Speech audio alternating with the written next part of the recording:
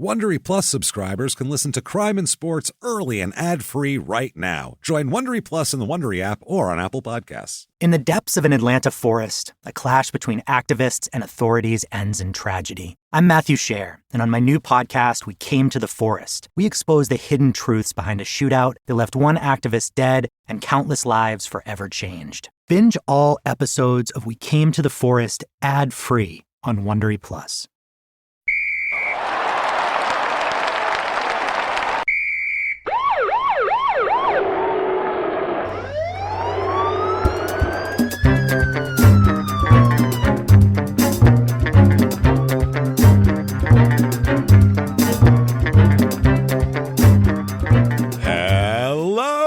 And welcome to Crime and Sports. Yay!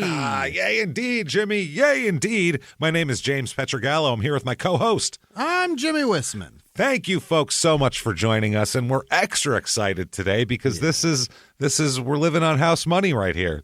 We weren't supposed to be here right now.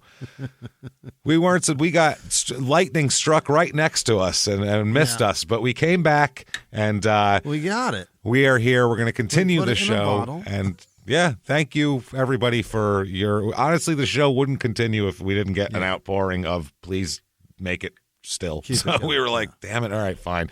So no, we're going to do this, and we it's like I said, a little bit different maybe in format, possibly shorter and stuff like that, but it's going to be, we're packing more lightning into a smaller bag is what we're going for here. So that's what we have for you today, and we have a doozy of an episode to start off the new year for you here. Before we get into that, you definitely want to head over to shutupandgivememurder.com where you get all your tickets for live shows for Small Town Murder for 2023. The first half of the year is on sale right now. The rest of them will be on sale soon, but definitely February 10th in Cleveland, February 11th in St. Louis. Those tickets are going fast, so get in there and get those. That will be sold out very soon, actually. So if you want those, get those. I think one of the Portland shows is already sold out too, by the way. I think so too. So we're adding a second show there, I know. Right. And Seattle, I think there's a second one coming as well. So is that true? Buckle up. I think it is. I don't know. We'll announce it, though. Don't worry about that. Also, patreon.com/crime and sports. We're continuing that as well. Yep. And no difference there. Anybody $5 or above, you're going to get access to everything we put out bonus-wise. You get the whole back catalog to binge. There's over 150 episodes there. You're going to get new episodes every other week. Right. One Crime and Sports, one Small Town Murder. You get it all. This week for Crime and Sports, we're going to talk about the history of players attacking fans. This is a fun one. Going into the stands. We've talked about a few of those with Vernon Maxwell and stuff. And Ty Cobb today, our subject, had that also. And there's many other incidents over the course of time where that's happened. Ty Bennett? Maybe. I don't know. There wasn't a whole lot of spectating going on before that. So possibly. So we'll talk about that. And for Small Town Murder, this has nothing to do with small towns, but a lot of murder. We're going to talk about Nazis on drugs. We're going to talk about what the fuck was wrong with the Nazis? Well, they were on a lot of drugs, and we're going to talk about what drugs they were on. Great. Specifically, what the hell they were giving Hitler there for the last couple of years, and that made him even wackier than he ever was, which is saying something because he's Hitler, for Christ's sake. So we're going to talk about Nazis on drugs. It's going to be good shit. Making fun of Nazis. That's going to be fun. I can't wait to do that. It's a good time. That's going to be a blast. That is patreon.com/crime and sports is where you get that. And you will get a shout out at the end of the show. Jimmy will fuck your name up terribly while trying his best to get it correct. That said, let's get into this. Okay. Oh boy, with Mr. Ty Cobb. That's right. Ty Cobb, considered by many to be the greatest, one of the top 3 hitters of all time. He still has a shitload of records, like an absolute. Is that his real name? His real name is Tyrus Raymond Cobb. That is his name. Cowboy name. Tyrus. Well, not even no. His dad is an intellectual. Really? That's the thing you don't expect. Yeah, you'd expect he came. His mom had him in a dirt field, and his dad put him right to work on the farm. You know what I mean? Like then he's like 3 days old, and he was like, "It's about time to milk the cows. I'm about tired of this kid's bullshit." I picture that, but no, it's not like that at all. His dad was a teacher and a pervert, apparently, as we'll talk about. Is that right? Well, yeah. Let's get into this.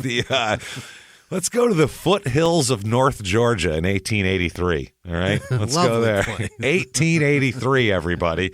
Okay, that's where Ty Cobb is from. Well, a young lady, a girl, really, not even a young lady yet, a 12-year-old girl named Amanda Chitwood, who comes from a good family, by the way, here and everything like that. She is going to school, of course. Like a 12-year-old should be going to school. As they do in 6th grade. And one of her classes is taught by a man named William Herschel Cobb.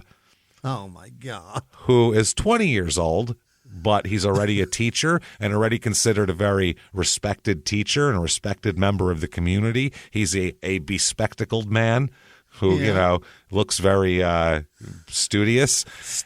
Well, trustworthy? Even? Well, he ended up apparently, I don't even know, he molesting his 12-year-old student. There's no other way to say it. You can't say they started a relationship. You can't say they kindled a romance because she's 12. So there's no way. Bad Billy Cobb.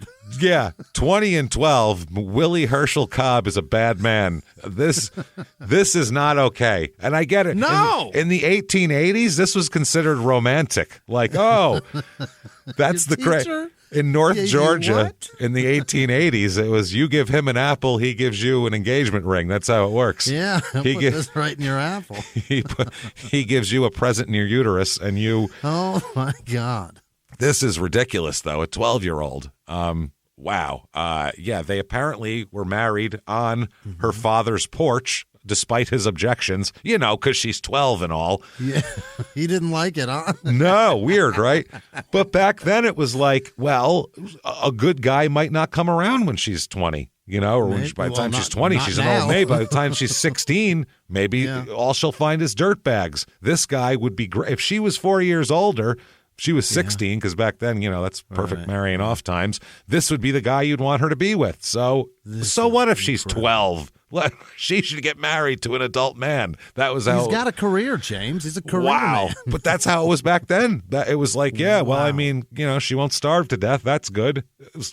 She's 12. That is so gross. 12. Holy balls, she's 12 years old. So what class was it? Do we know that? Not even. Don't know. No. He taught a lot of classes, so we don't even know. God. 20 and 12.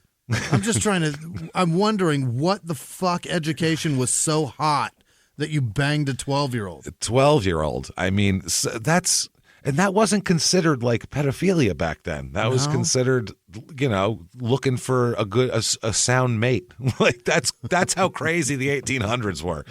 You could be teaching a class, have a 12-year-old student and go, huh.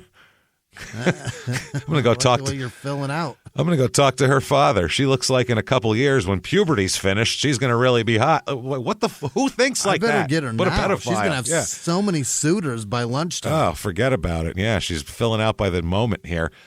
So he apparently, Jesus Christ, man, this is just. They described his father as a tall, good-looking, rather bookish young man who developed the dignified, punctilious way that impressed people in North Georgia. That's how he's described by a biographer. He slept with a child, you guys. Those words do not. But Jimmy, he married her though, so it's as long as you marry her. Remember, make an honest woman or young girl in this case. Make an honest child out of her, Jimmy. It's okay. So this is where Ty Cobb comes from. Is his good Lord? His dad married a 12-year-old. So there's no. You could end it right there. Thanks a lot, everybody. I hope you're glad Crime and Sports stuck around. Ty Cobb's dad fucked a 12-year-old, and let's get out of here. That's the criminal. I don't know how you top that. His story. I wish we could tell the end first, because that's the closer, right? Yeah. And then dad fucked a 12-year-old. Oh my God! Good night, everybody, and you walk off. But prior to all of this, yeah, this is how it started. Good Lord. Oh, Christ. So they had to move around a lot in North Georgia to find schools that had enough money to pay him. Oh. Because the schools were kind of makeshift at that point. So listen, pedophiles demand big top dollar. And that's the thing. He's punctilious, as they say. Yeah. He's punctilious. He's got a 12-year-old on his arm. Who can attest to his teaching abilities.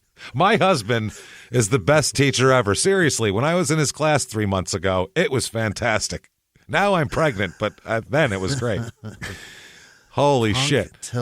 Punctilious. So now her family was one of the richest families in town too. So she's from money. That's the other thing. So he married into money.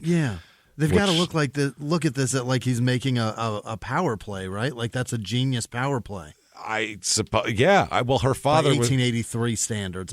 Her father was Captain Caleb Chitwood, who planted several hundred acres of cotton after he returned from the Civil War. So, wow. Yeah, who knows what else he was up to there. If he had cotton, it was, well, it was after the Civil War, so he was still being not nice, though. So, December 18th, 1886, by the way, when she was 16 years old now, I believe. Yeah, no, 15. It would be 15 years old. When she's 15 years old, Ty is born. December 18th, 1886, young Ty is born to a 15-year-old mother and her punctilious husband, Tyrus Raymond Cobb. And it was the day after a horrible snowstorm, one of the worst in the history of North Georgia. Is that right? Ty was born. And his father named him Tyrus. Now, why'd you say you thought it was? It sounds like it's a real cowboy name is what that is. Chose the name in honor of the resistance of the city of Tyre to Alexander the Great. Oh. So, yeah, there you go. He thought that was... TYR is a TYRE. Okay, it's a place in England, I guess? I believe it's Greece, if I'm not mistaken. Okay. I believe it's Greece, if I'm not mistaken, but I could be wrong. So it's I'm sure I'm wrong, but it's... Yeah. It's still fucking resilient, tough people, which is what, cowboys tend to be. His dad's punctilious. He's not a cowboy. Yeah. I've never heard of a cowboy being described as punctilious before. Have you? But he got Tyrus from literature. I'll tell you what. I'll tell you something, buddy. That Colorado Red is the most punctilious sumbitch I ever run across on the trail, buddy. He is. No. Don't tell me nothing about. No, don't tell me about Tennessee Bob. I don't want to hear about him. It's Colorado Red. He's punctilious. I'm sorry. That word isn't too far off from cantankerous, though. It is, but they're both fun. They're fun to say. They really are. A lot of syllables to fucking mess around with. It's a lot of fun to bounce them up.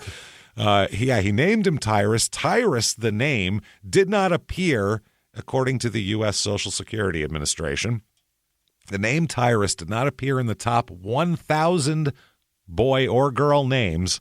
Nobody was naming their kid Tyrus when he named him Tyrus. It's a new name, yeah. Until 1912, which was the year after Cobb first hit over 400.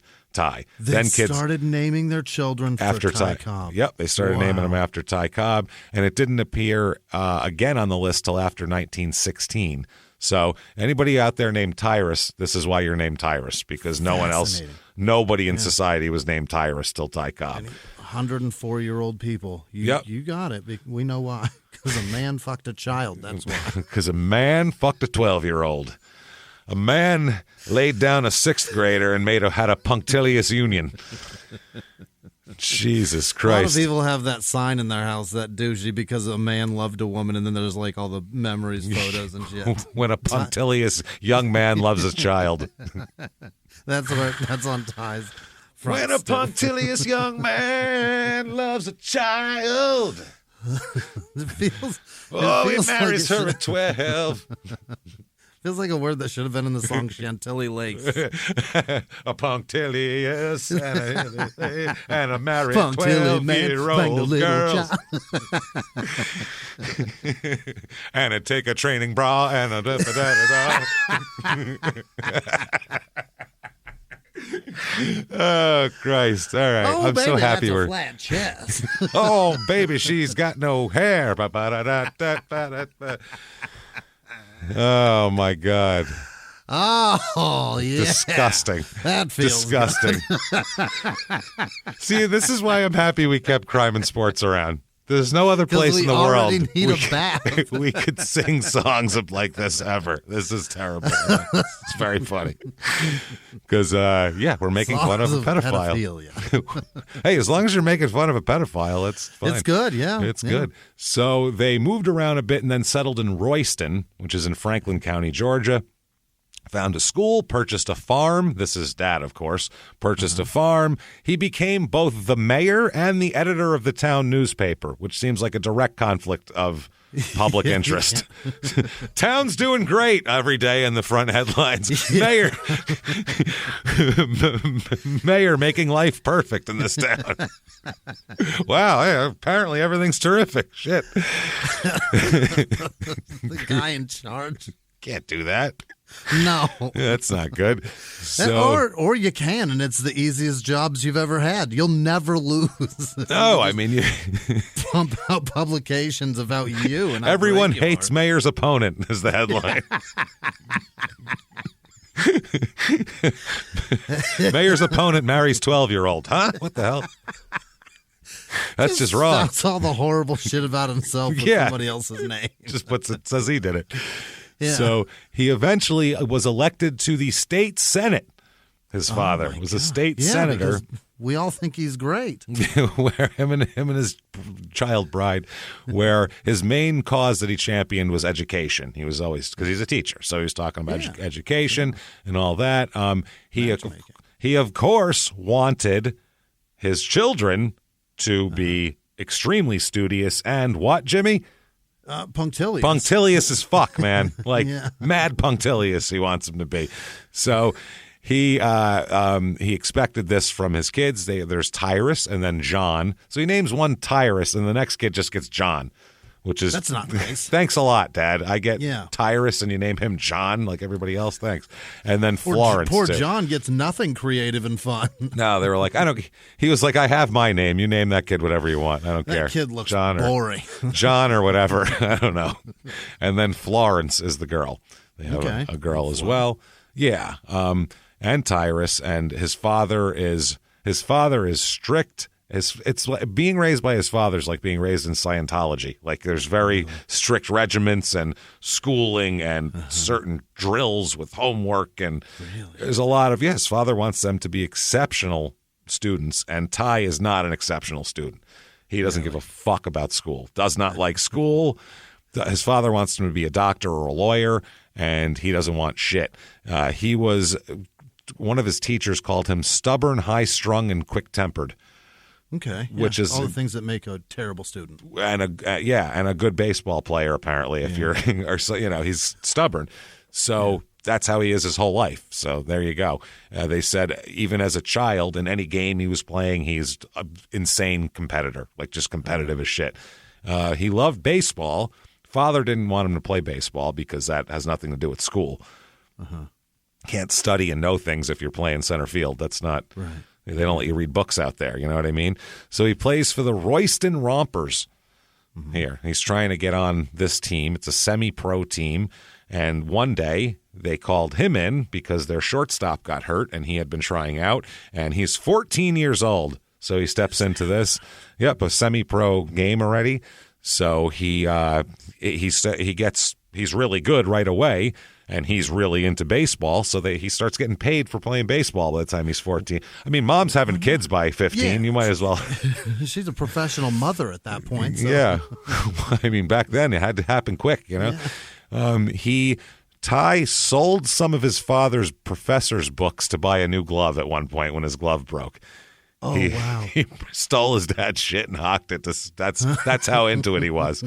Baseball was like meth to him. He needed it. At the time, when he's a teenager, he's like 5'10", 150 pounds. He ends up being 6'2", 180, which back then, huge. Yeah, in 1905 when he started playing baseball, in the minors and shit, like that's a huge guy back then. Guys weren't sincerely. 6'2" is a big dude. I mean, real big.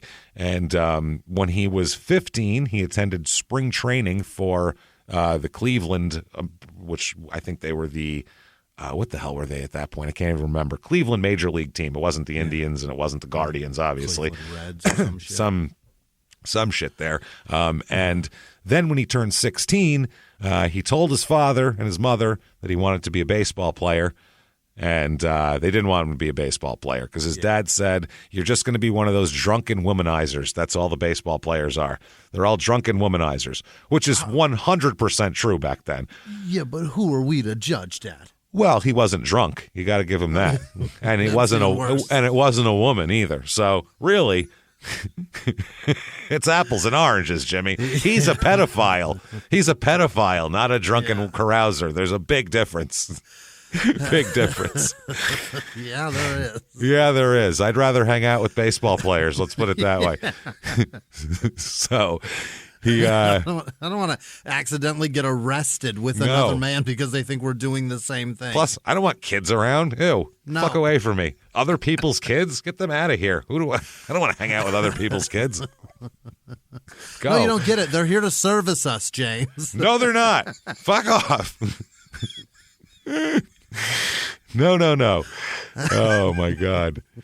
So Ty, though, wrote a bunch of letters asking for tryouts to teams because that's all you could do back then. You couldn't, like, send them a YouTube link and be like, yo, here's me crushing some shit 450 feet. Like, you couldn't do that back then. You had to write hello, sir, I am a baseball player, and blah, blah, blah. Yeah, and say who you've played for and shit like that. So he got one response to all his letters. It was for the Augusta, Georgia Tourists was their name. He asked his dad, can you mind if I do this? His dad didn't want him to do it, but eventually said fine and told him, quote, go get it out of your system. Oh. Go get this baseball out of your system, and when you come back after you failed, you can study hard and be a lawyer. That's fine. Right. That's what he told him. So he gave him 6 checks for $15 each. You're telling me he allowed him to go be a child? He allowed him to go be a child and play baseball. He said, don't marry a 30-year-old woman, though. Right. That's so, by 17, he's a pro baseball player. He's doing well. Here's a quote from John Thorne, who's a baseball historian. There's a book called Legends of the Fall. Not that one, a different one, meaning the postseason, I assume, the World Series. He said about Ty Cobb, quote, he's a testament to how far you can get simply through will. Cobb was pursued by demons. Oh. His game is 90% will. I mean, he's fast and things like that, but he's not, he's not the greatest athlete in the world. He's just the grinder. He's Pete Rose, but to another level of Pete Rose of you got to go and get it. Yeah, he's like if you mixed Lawrence Taylor and Pete Rose together and made him a baseball player. That's who Ty Cobb is. And he's huge. And he's a big fucking guy. And we'll talk about a lot of things about him.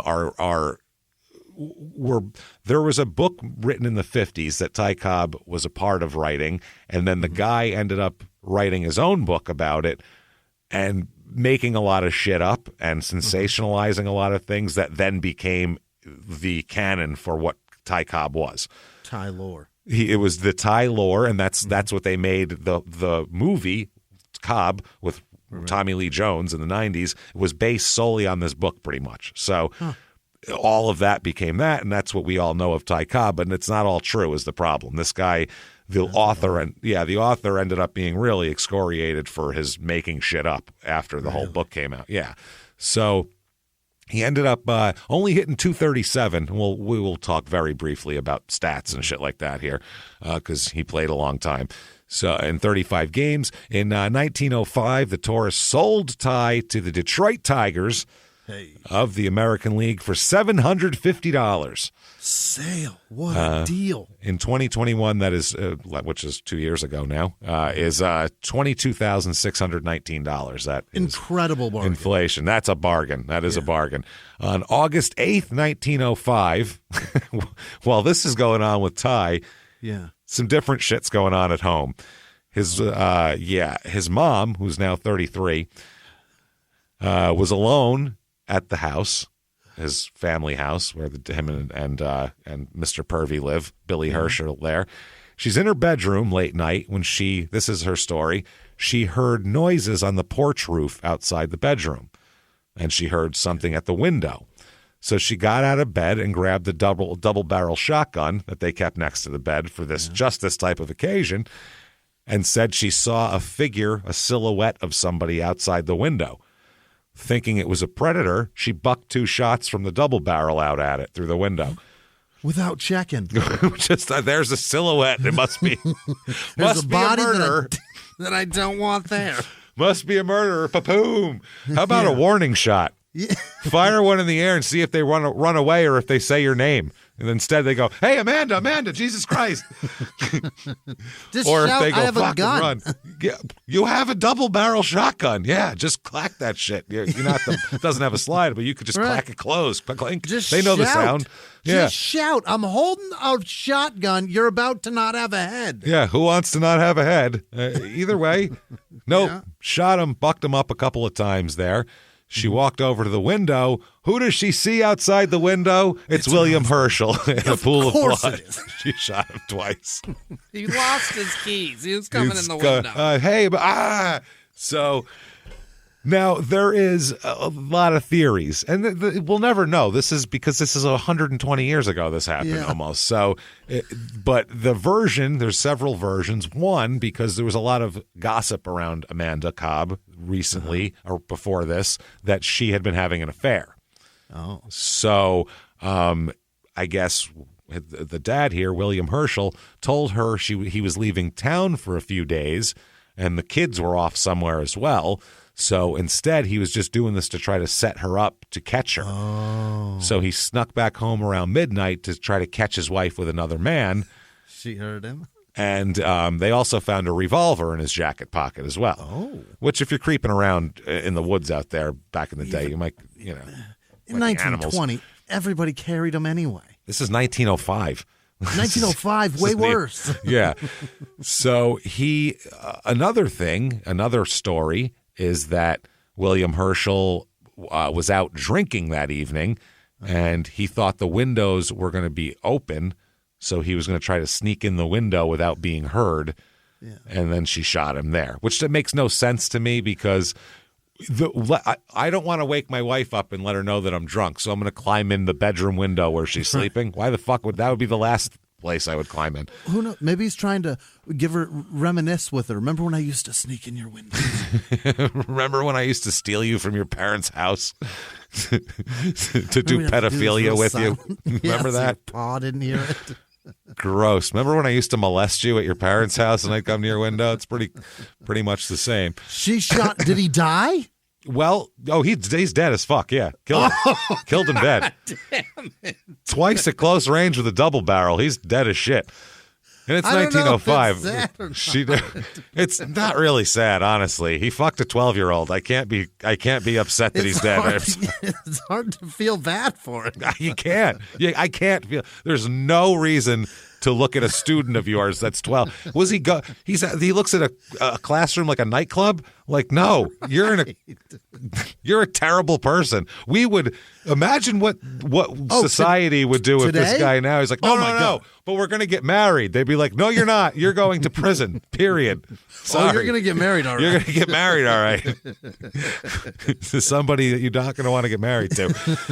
He's going to be very, very mean to you. Yeah.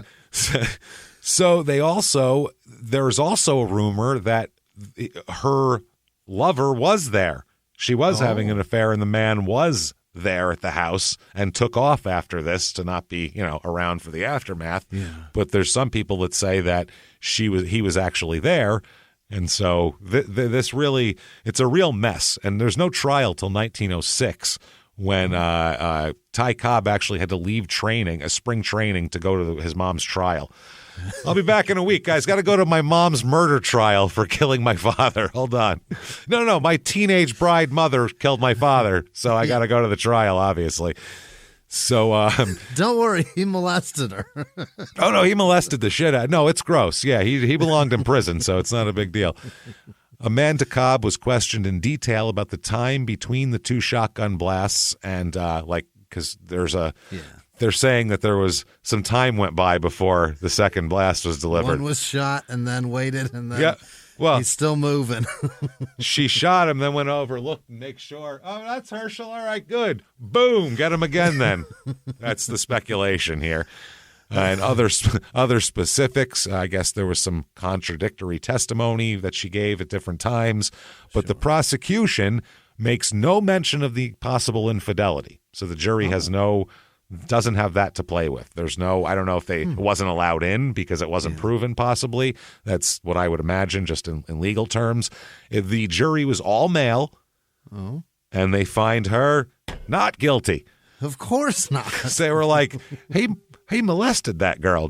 She said did she say 12? If I send my 12-year-old to school and his teacher marries her, I don't know, shoot him through a window with a double-barrel shotgun twice. I'd shoot him the first time. Did you say she's 33, married for 22 years? That does not add up. That don't compute, does it? That is some weird math. I was never real good in school, but that don't sound right. That is way too few numbers left over. That's it. She was the only one there, so it's based pretty much solely on her testimony that she had been awakened by what she thought was an intruder, tried to protect herself. That's what they always say. Yeah. So end it, and there's only one story. There's nobody else there. So what are you going to do? And back then they weren't like, well, the forensics of this and there's a spatter pattern. They were just like, well, I don't know. He's dead. She says that's it. Anybody see it? Nope. I guess it's good then. Fuck it. That's slam dunk. He was hip-hop's biggest mogul, the man who redefined fame, fortune, and the music industry. The first male rapper to be honored on the Hollywood Walk of Fame, Sean Diddy Combs. Diddy built an empire and lived a life most people only dream about. Everybody know ain't no party like a Diddy party, so. Yeah, that's what's up. But just as quickly as his empire rose, it came crashing down. Today I'm announcing the unsealing of a 3-count indictment, charging Sean Combs with racketeering conspiracy, sex trafficking, interstate transportation for prostitution. I was up. I hit rock bottom, but I made no excuses. I'm disgusted. I'm so sorry. Until you're wearing an orange jumpsuit, it's not real. Now it's real. From his meteoric rise to his shocking fall from grace, from law and crime, this is the rise and fall of Diddy. Listen to the rise and fall of Diddy exclusively with Wondery Plus. Have you ever gotten a message out of the blue? Maybe you ignore them. Or maybe you end up in conversation. Maybe they tell you about an amazing offer. I can really show you how to make some money. And maybe that gets you into a lot of trouble. But this isn't a story about people like you, the people receiving these messages. This is a story about the people behind the messages, on the other end of the line. Thousands of them, working in a microcity built for scammers. From Wondery, the makers of Dr. Death and Kill List, comes Scam Factory, a new series about survival at the expense of others. Follow Scam Factory on the Wondery app or wherever you get your podcasts. You can listen to Scam Factory early and ad-free right now by joining Wondery Plus in the Wondery app or on Apple Podcasts. Everybody, you can let your daughters out now. So Ty said that he held great love and respect for his father and called when his dad was murdered the blackest of days, he said. It was terrible for him. He said, but it lit a fire in him to succeed in baseball, to show his dad he could do it, he said. He wanted to show his dad how great he could be. He said, quote, he never got to see me play. Not one game, not an inning, but I knew he was watching me and I never let him down, never. Okay. So he had one of those things going on. And he will have a very strained relationship with his mother for the rest of her life as well. Really? Oh, yeah. He only sees her now and then, once in a while. We'll talk about it. So on August, we did the trial ahead, but I'm going to talk about right after the shooting. It happened on August 8th, 1905. On August 9th, he left the team to go home to support his family. Mm-hmm. On August 10th, Amanda Cobb gave her account of what happened to the police and was charged with voluntary manslaughter. And then they had a giant funeral where people overflowed into the street to mourn a pedophile. And by August 16th, he was back on the Augusta Tourist team. And 3 days later, they told him they sold him to the Tigers. So that's a rough week. That's a crazy week. And by August 27th, he was playing in his first major league game. My goodness. What a crazy month that is for you. Well, The my mother killed my stress. father. She'd been charged with voluntary manslaughter. Then I got sold to the Tigers, and now I'm in the major leagues. That's a lot to take in a month. Man. So 1905 here, he's I believe this is the year. This is the only year of his entire career that he does not hit 300. Is that right? Only plays in 41 games, 151 at-bats, hits 238. He His will mind have may have been elsewhere. Yeah, well, he's also 18 years old too, Yeah, so that's the other thing. So, but this family, they start young. But I mean, that's great for the rest of his career. For the next 20 years, he'll hit 300 every single year.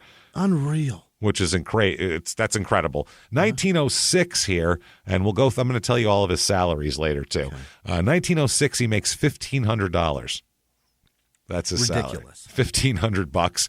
He hits Ridiculous. 316 that year. Does very well. 1 home run, which is there was no homers back then. Right. He'll lead the league with 9 home runs at one point.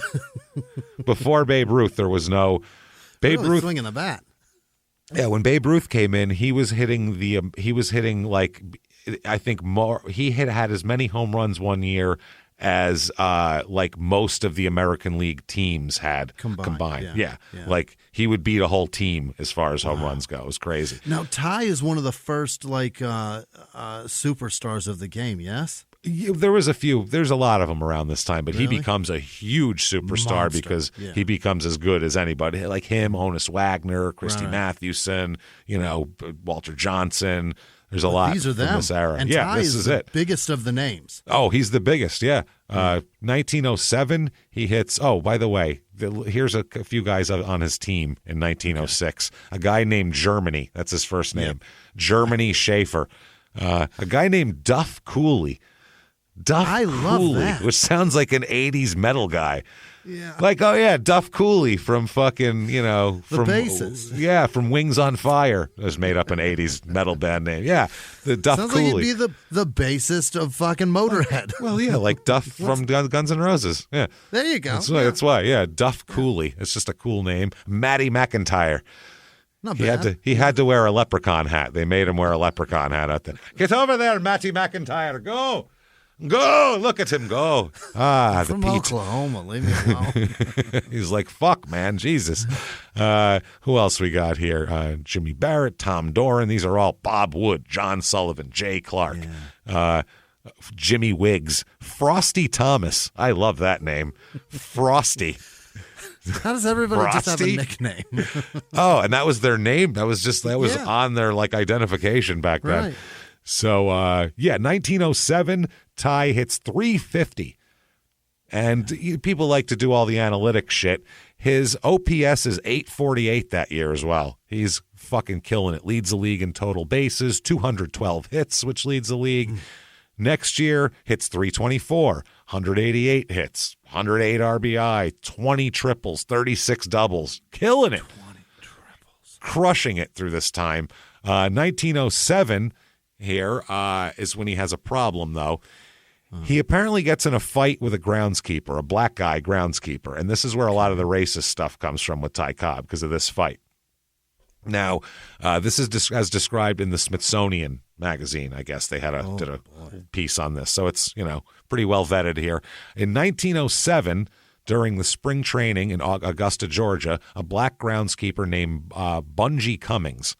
Bungy, B-U-N-G-Y, Bungy Cummings, whom Cobb had known for years, tried to shake Cobb's hand or pat him on the shoulder or do something. And I guess Cobb he was in some kind of mood, and they said, quote, the overly familiar greeting infuriated Cobb, who physically attacked Cummings. Huh. They didn't even have words. He tried to pat him on the shoulder or do something like that, and Ty just physically started beating the shit out of him. Cummings' wife then came over and tried to help him and intervene, so Cobb turned around and choked her.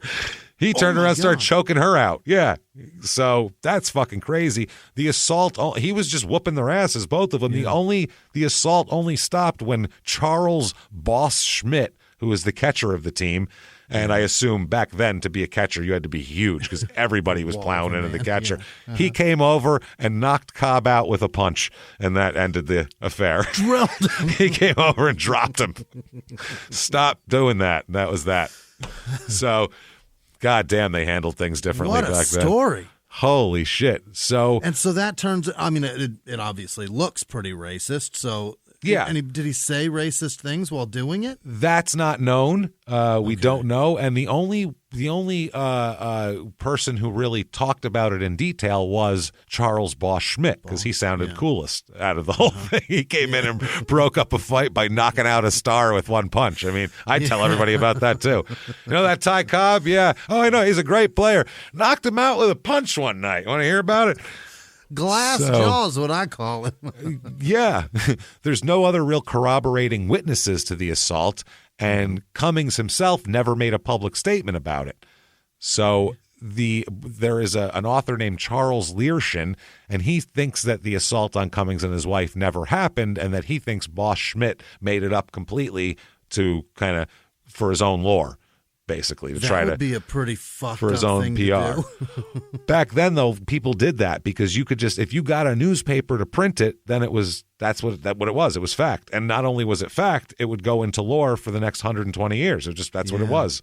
I mean, this incident is huge for Ty Cobb's story. Which would you be more upset about if you were Ty, getting drilled by your teammate, one punch, getting knocked out, or I choked a black woman and beat the shit out of her husband? I don't know. Which one makes me look worse? Yeah. In 1908 America, which one makes you look worse? That's what I mean. Which one makes you look worse? Yeah, I don't even know. It's a really good question. But I guess it's because he was choking a woman. I mean, I don't think it matters what color she is, even in 1908. I don't think choking a woman mattered to them. Public. I don't think that mattered to them. Hey, that's not your wife. And then you go over and punch him.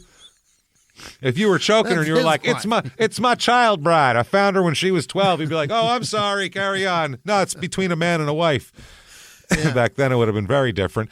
But I guess Cobb, there's reasons for this, why they think maybe Schmidt made it up. Cobb had spent, I guess, the last year, in the last season, Schmidt physically assaulted Cobb many times. One time coming out of nowhere and blindsiding him and hitting him from behind.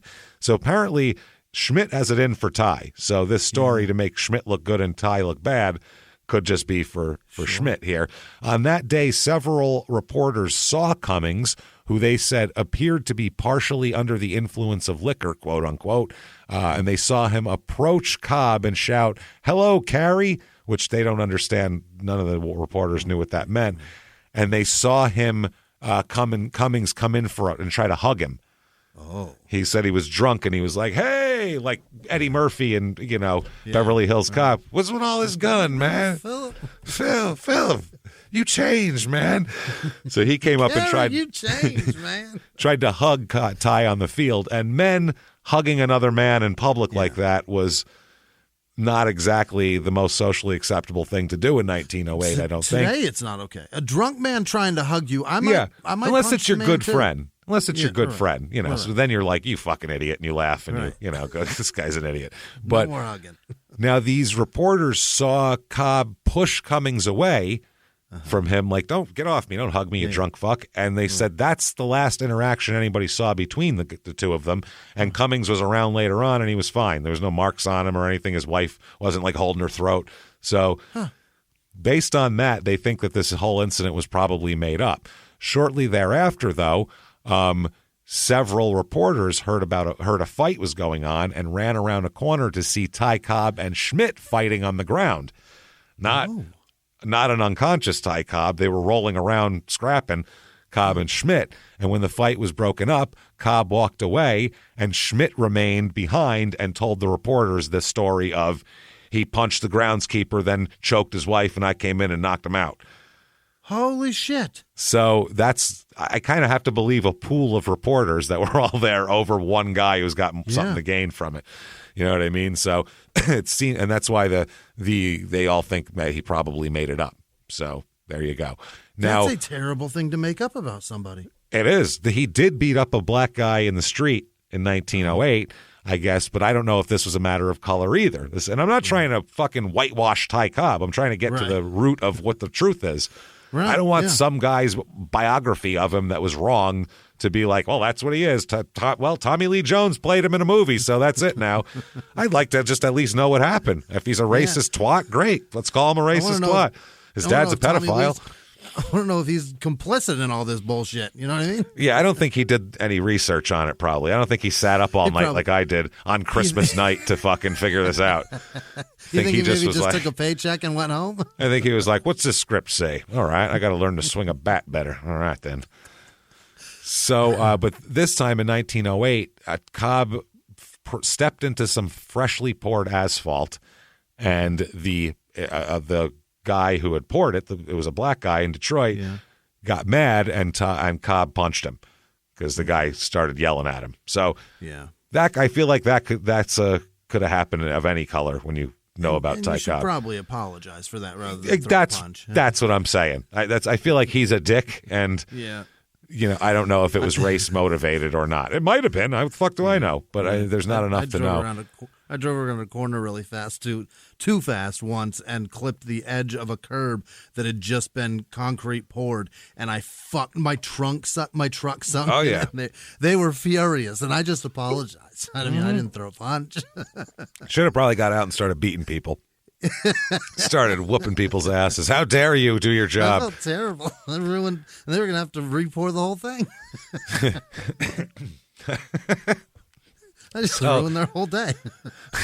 Well, Ty ruined this guy's day because not only does he have to re-pour the shit, but he got punched in the mouth on top of it. Right. He's got to do it with a sore mouth and one less tooth here. So put a little blood in it. Ty was found guilty of battery, but the sentence was suspended. So there you go. 1907, he begins his relationship with a young upcoming company who's really starting to try to get a foothold in America here, called Coca-Cola. Get out of here. Yeah. He buys shitloads of stock in Coca-Cola back then. Is that right? By the time he died, he held over 20,000 shares of Coca-Cola stock that he had gotten for nothing back in the day. $10 billion.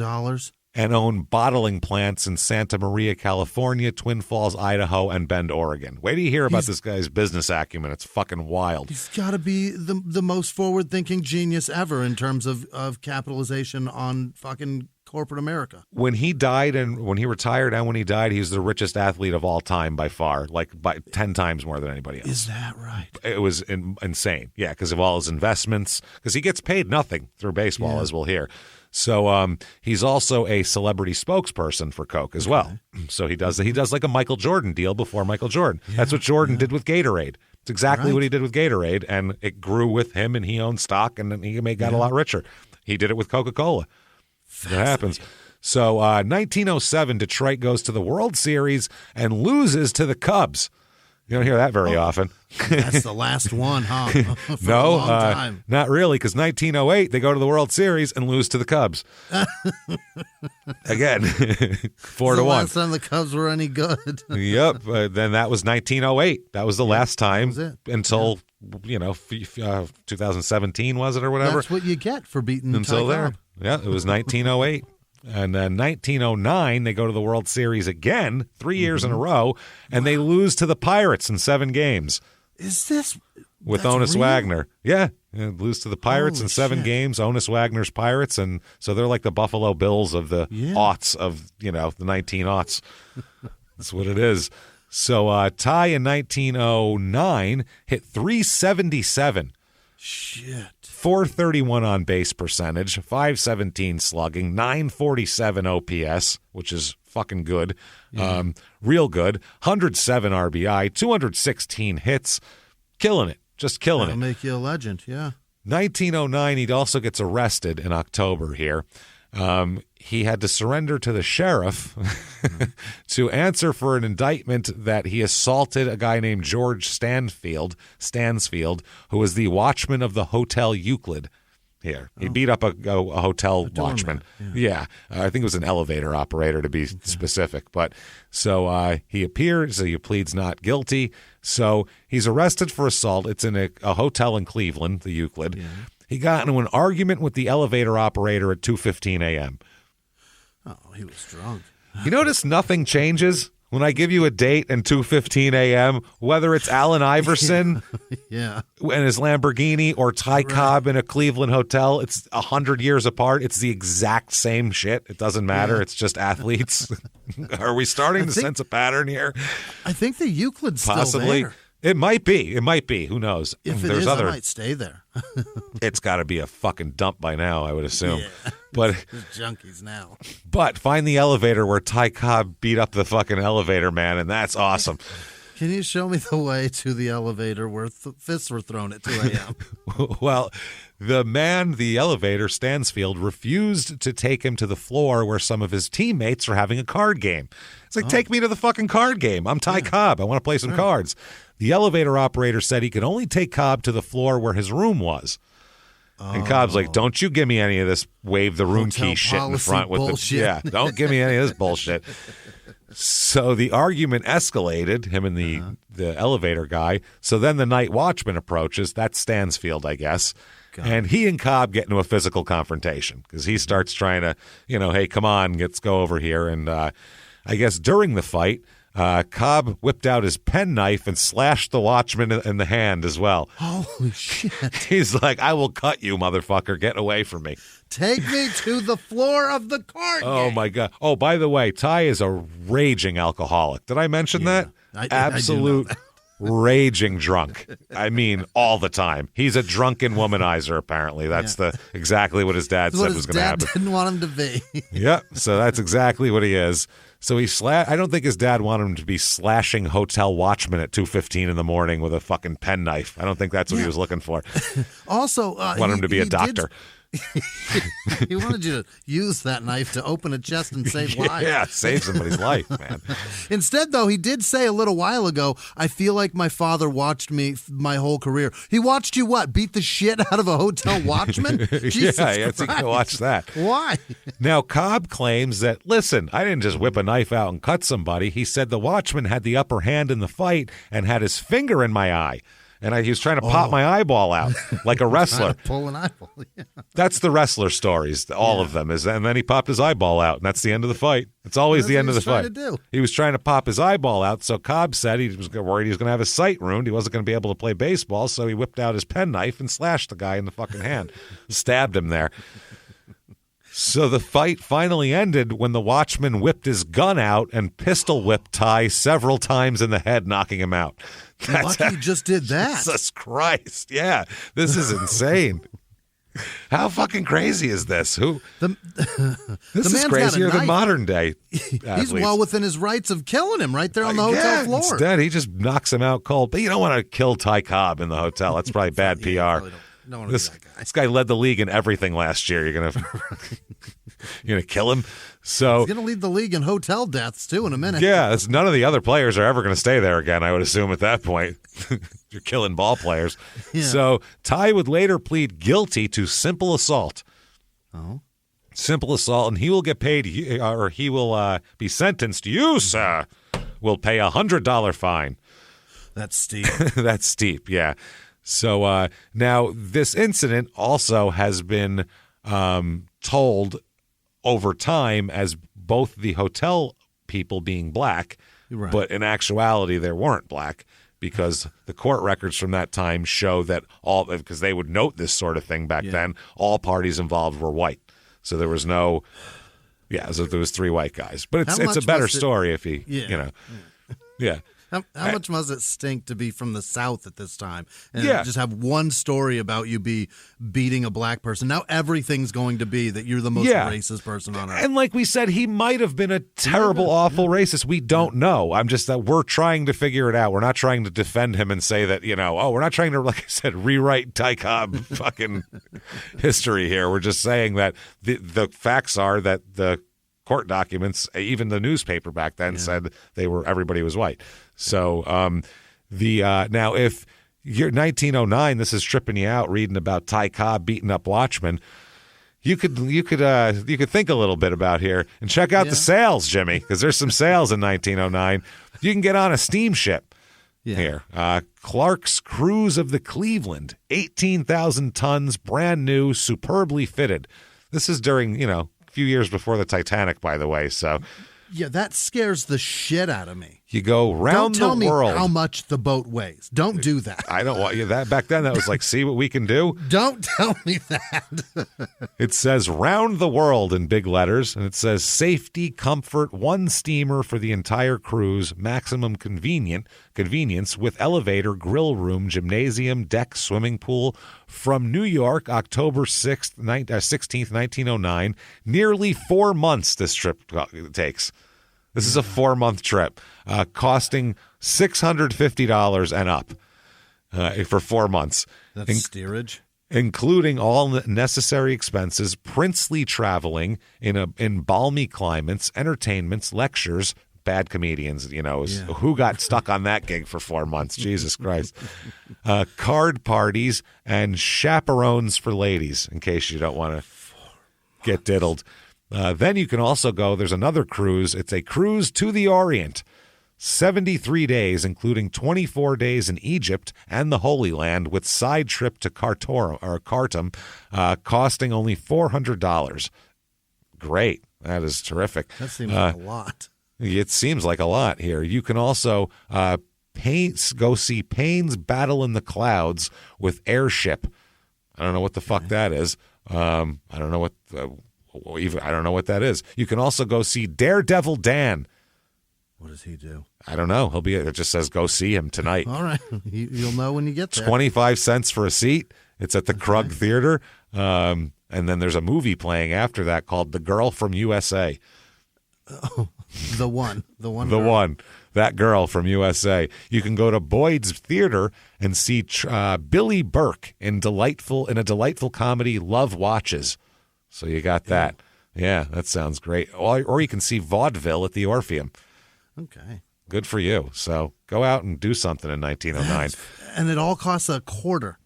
A quarter, yeah. Go see it for a quarter. Unless you want to sail around the world, then it's $700. $650, yeah. That's a lot of money, though, right? But you're spending 4 months on a ship. 4 months on a ship, yeah. Jesus Christ. That includes food and everything else. So, yeah, for 4 months. Holy Christ. Wow.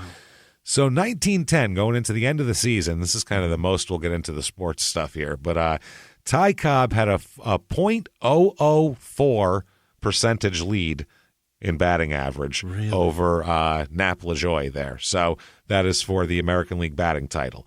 Now, the prize for the winner was a car.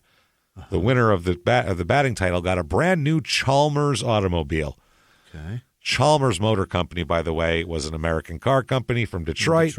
Yeah. Started in 1908 and made vehicles until 1923. They were like high-end vehicles. Yeah. That's when it merged with Maxwell to form the Chrysler Corporation. Hey, you get a brand new Chrysler before it's a Chrysler. Yep, which, by the way, Ty Cobb was involved in buying stock in these companies, which eventually was General Motors, and he held shitloads of General Motors stock as well. Yeah, it's fucking crazy.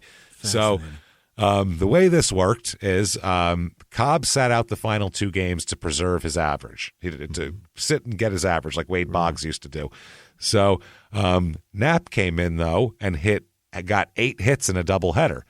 And 6 of those hits were bunt singles. So that pissed Ty off. Like, you're fucking... That's fucked. You're being cheap. So later, it was rumored that the opposing manager had instructed his third baseman to play deep to allow him to get these hits so they could beat Ty Cobb, because everyone hated Ty Cobb. We want Knapp to get the car. Everyone hated Ty Cobb. So Cobb was credited with a higher batting average. It was later discovered in the 70s that one game had been counted twice, so Ty actually lost the batting title.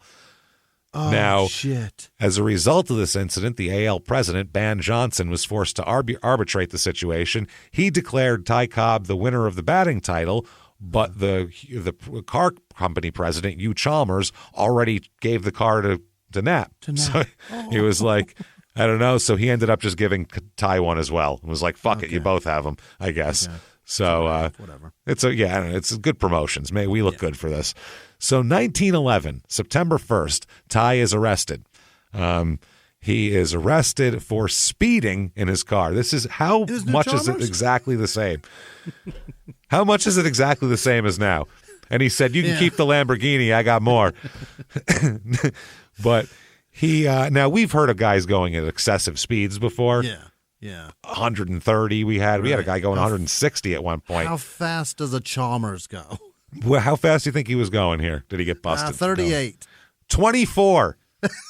He's arrested for going 24 miles an hour. Arrested.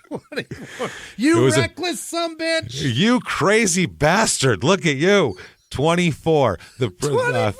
15 is the speed limit everywhere there at that time. 9 over. He's doing 9 over, which was like crazy man times. 24. Jesus. There's people's dogs running by him. 24.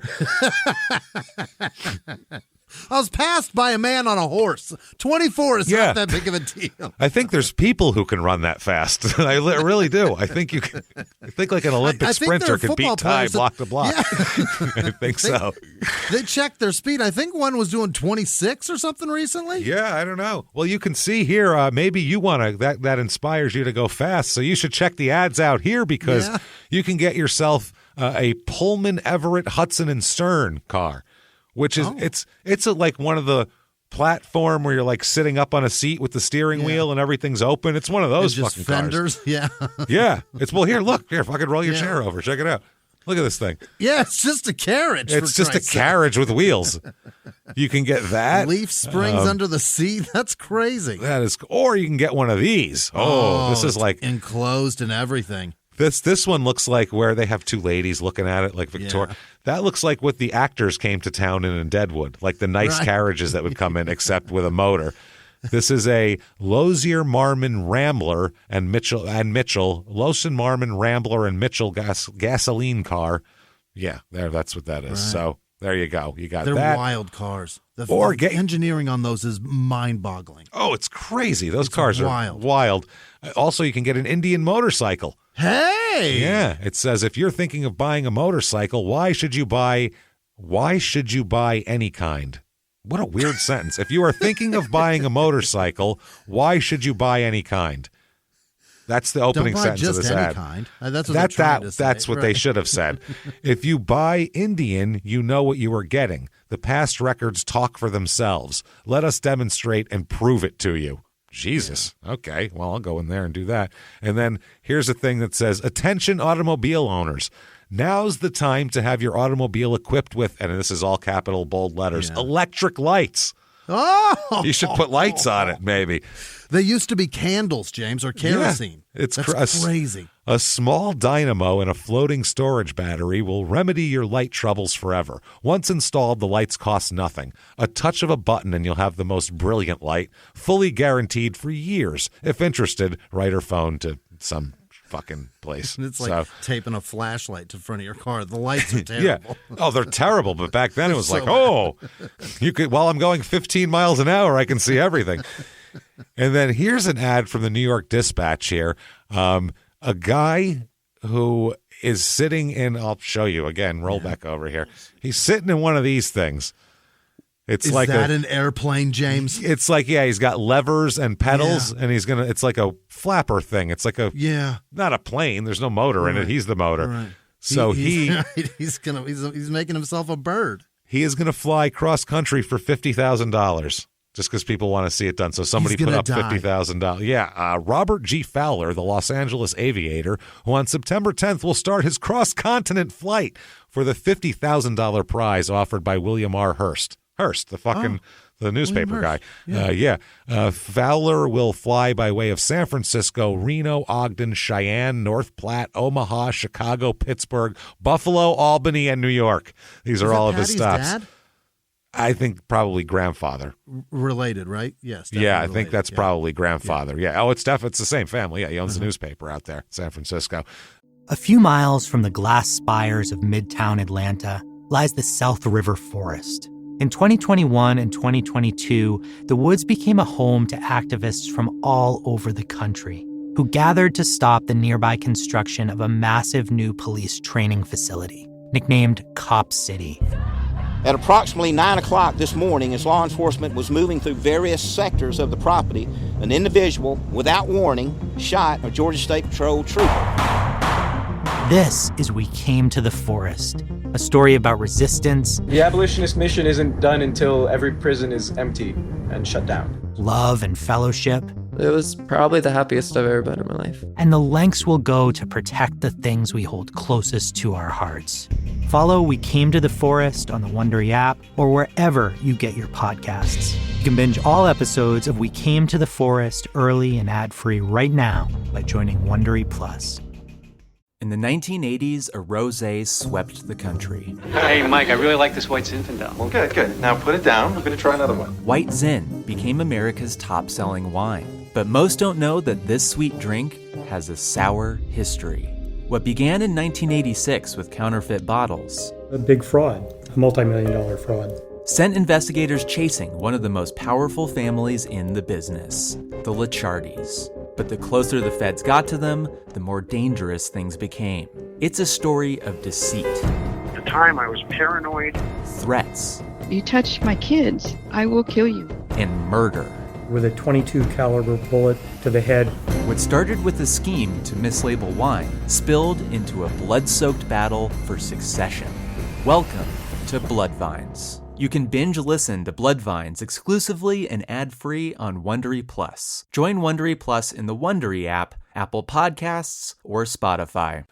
So he said, or what is known as the Northern Route. He must complete the trip in 30 days from the start in order to collect his prize. 30 days to flap across this country. 30 days and stop in like 19 places. Oh, my God.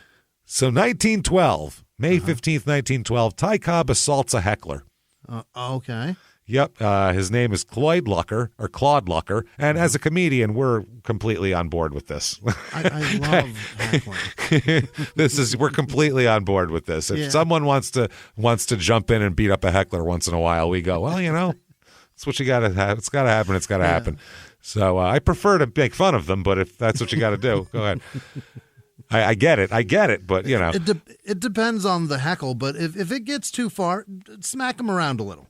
Yeah. So the Tigers are playing the New York Highlanders, which would later be the Yankees, at Hilltop Park. This is obviously pre-Yankee Stadium, which didn't come around until 23, I think. 23.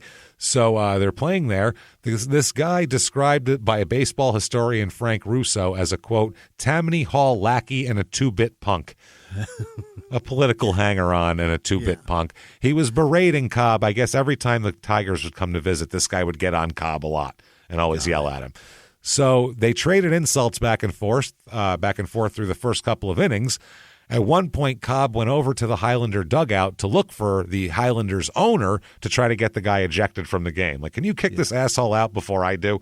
There's someone's kicking someone somewhere, and don't let it be him. I'll cornbread that motherfucker.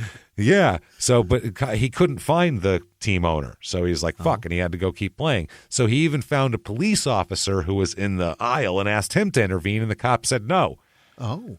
So Lucker called Cobb, quote, half N-word, screamed at him. Okay. That's not a heckle. That was, no. It wasn't a heckle anymore. They were just yelling at each other back and forth. So that was one of the things that everybody remembered. So Cobb, he said that he said this is the way Ty described it later, that the man said something that was, quote, reflecting on my mother's color and morals. Okay. So he went on to state that he, then warned the Highlanders manager. Nothing was taken. No action was taken. And by the end of the sixth inning, after being challenged by his teammates to do something about it, like, this guy won't shut the fuck up, Cobb just climbed into the stands and attacked the guy. Okay. Now, he had lost all of one. This guy had a nub for a wrist. He had one of his hands was totally gone, the other one he only had 3 fingers on it because of an industrial accident. Oh my God! And Ty's beating this man, whooping his ass. So some people were yelling to stop because the man had no hands, and Ty stood up and said, "I don't care if he got no feet," and then continued to beat him. Then the crowd cheered him on after that, and that was that. So That's a good reply, sir. that was it. All right, well, he's got a point.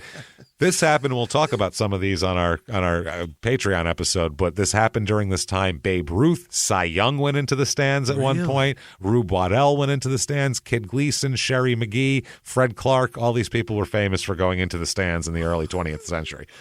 I have a question now, though. Was his mother a black woman that his dad stole? No. No? No. So no. That was just an insult that people would say because God forbid you're half black. Oh no, now you're that was just an insult in the South. I think, even though this wasn't the South. I was just about to hate his dad more. It felt even worse, doesn't it? No. That would have been a way bigger deal in the 1880s in Georgia. That would have been. He wouldn't have been punctilious anymore down there. They would have found another word for him. They would have found another word for him, I'm sure. So.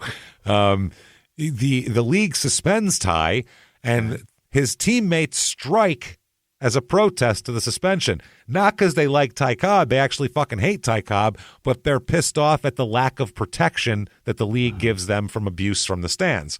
Yeah. Because back then you could throw shit at the players. You wouldn't get thrown out. You could do anything. Worse, there's one thing to be funny or like clever with something you say to somebody, and it's all in the game, fun of being at the game and in the sport. Yeah. But just screaming shit like that, you should be able to go beat the fuck out of that guy. That's what I mean. So for the game the team protested and went on strike, Detroit had to field a replacement team that day. There's no union back then, so they just throw together hastily made up of college players and Sandlot guys from around. They literally going around like, that kid looks, you want to play today? You want to play for the Tigers? Want to play? Yeah, we're going to play the Yankees today. Let's go. And it's fucking crazy. So this game, the Tigers lost. Oh, and Tiger coaches were on. 2 Tiger coaches who were ex-players suited up too as well. Really? They lost 24-2. And they got 2 runs? They got 2 runs and set some Major League Baseball modern era, which is post-1900s, bad records. 26 hits allowed in a 9-inning game by one pitcher, which is their pitcher threw a complete game. The Tigers pitcher. The Tigers pitcher threw a complete game and gave up 24 runs on 26 hits and a complete game, and they never pulled him. So that is pretty fucking funny, I gotta say. The strike ended when Ty Cobb told his teammates to return to the field, and according to him, the Ty Cobb said that led to the formation of the players' union, which they called the Ball Players Fraternity at that point in time. So, yeah, there you go. He got in a fight with an umpire at one point. He and umpire Billy Evans were always jawing on the field with each other. I guess Ty didn't like how he called the fucking strike zone or whatever. So they decided during the game that they were going to settle their differences under the grandstand after the game. I'll meet you back there for a fist fight. I'm tired of this shit. I'll be there. I'll be there. And back then, that was a contract. You had to be there. So they showed up. Members of both teams showed up to watch. It was a rumble. They were having Ty's fighting the ump. Both teams showed up, cracking beers and shit. The scuffle was finally broken up after Ty had knocked Evans down, pinned him to the ground, and began to choke him. That's when they were like, okay, break it up. He's choking him. That's not a fight anymore. This is a murder. This is turning into a murder. Yeah. August 13th, 1912, Ty, Jesus Christ, he's about to board a train for Syracuse in Detroit. The train was bound for Syracuse, and he's attacked by 3 men, one of which stabs him. Ty gets stabbed. Ty got stabbed. An inch-long stab between the shoulder blades.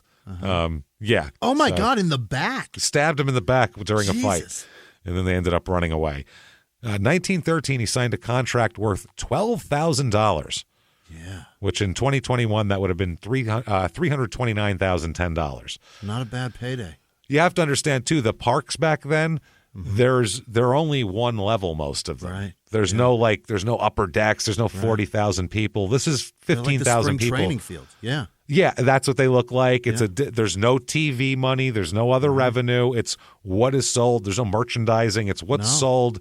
Ticket prices and beers at the park is all the team takes in. So, guys, there was no way to pay the players tons and tons of money. And grass seats in the outfield. Yeah. Babe Ruth was the first guy to draw a crowd and like that and make it so we have to build a 60,000 seat or 50-something thousand seat stadium because so many people want to come watch this guy. You know, as a spectacle because he got the non-baseball fans to want to see because he just hit the ball far. So he signs this contract there. He was I only tell you this because he's the first player in baseball history to earn a 5-figure salary. That's the first salary over $10,000 ever paid to somebody was to Ty Cobb in 1913. And it was, yep. So there's a butcher shop incident here in 1914, June of 1914. They're not in there.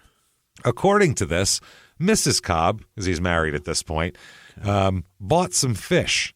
And the butcher shop delivered the fish, as they would do back then. And it did not measure up to the specifications that they were looking for. Yeah. So she took them back, and there was a exchange between his wife and the butcher, and the butcher apparently said some things the wife didn't like. So Ty comes home from the ballpark and finds out that this happened. So Ty goes down to, quote, get satisfaction from Carpenter, who is the butcher. Another half-pound of trout, please. He's going to get satisfaction from a lot here. Ty ends up with a broken thumb after this, by the way. Can't play for a while. Well, he gets in a fight with the guy. W.L. Carpenter, a proprietor of the meat market on Hamilton Boulevard, says he will prosecute Cobb for threatening to kill him and backing up the threat by thrusting a revolver in his face. Ty pulled a gun on him, put it in his face, and said, "Bitch, I told you that fish is stinky." He pulled a gun over salmon. He pulled a gun over poor fish quality. That's wild. He's wilder than anybody we've ever had before. No one's ever been that crazy, right? Or he just backs up his woman to a fault. Yeah. What'd you say to my wife? She said it's not good enough. Holy shit. This is right from the old newspaper. The trouble, Carpenter said, arose over the sale of fish to Mrs. Cobb. An argument over the telephone ensued in which the butcher said Mrs. Cobb told him she was through trading there. "I'm glad of it, and I don't want your trade, Carpenter," he replied to Mrs. Cobb. Later, Cobb went to Carpenter's store. Quote, "Cobb acted like a crazy man, flourishing his gun about and telling me he would blow my head off," said Carpenter. "He said I insulted his wife. I told him I never saw his wife and wouldn't know her if I saw her." So Harold Harding, 20 years old, employed by Carpenter, thrust himself in front of his employer. Jesus Christ. They didn't even have minimum wage back then. He's going to take a bullet for him? He's making $3 a week. Is this kid a Secret Service agent? What the fuck is happening? That's a great employee. You keep that guy forever. He cares about meat. Holy shit. It is said Cobb knocked Harding down. Get out of the way. I want to shoot that guy. Move, kid. Carpenter took a hand and was promptly knocked down. Okay. The police arrived and Cobb was arrested. At a late hour tonight, Charles Navin, secretary of the Detroit Baseball Club, went into conference with Captain Palmer in regard to getting Cobb released. The first silver-haired middle-aged white man. There he is. There he is. Holy shit. Mr. Navin. Wow. Cobb had a badly cut right hand, and it is doubtful if he'll be able to play the game for a few days. So they're saying a cut, and they also say a broken thumb. We don't know. So they release Ty Cobb after that. That is hilarious, by the way. I will shoot your wife. Or I will shoot you. It feels like he broke the display case or something, right? Like maybe, yeah. With the gun? Maybe, could have done that. But that's what he did. Either way, there's an ad next to it that says, "Your grocer sells Stickney and pours mustard. Tell him nothing else will suit you." That's the whole ad. So tell your grocer. That's a solid way to advertise something. They sell it. Tell them you don't want anything else. Tell them to get that other shit off the shelves. It's contaminating my good mustard.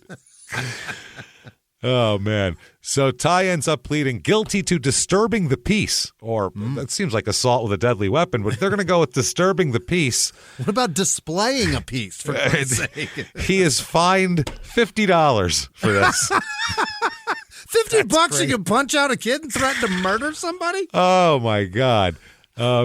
Very quickly here, we'll go through his averages from 1910 to 1914 there. 382 in 1910.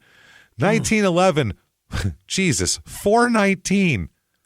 He bat .419 on the season? 419, Jimmy. 419 with a 1,086 OPS. Holy shit. 127 RBIs, 83 stolen bases, mind you, too. 24 triples.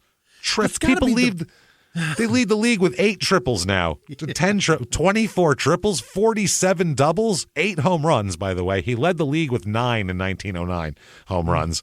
This is a lot. 148 runs. He hits 409 the next year.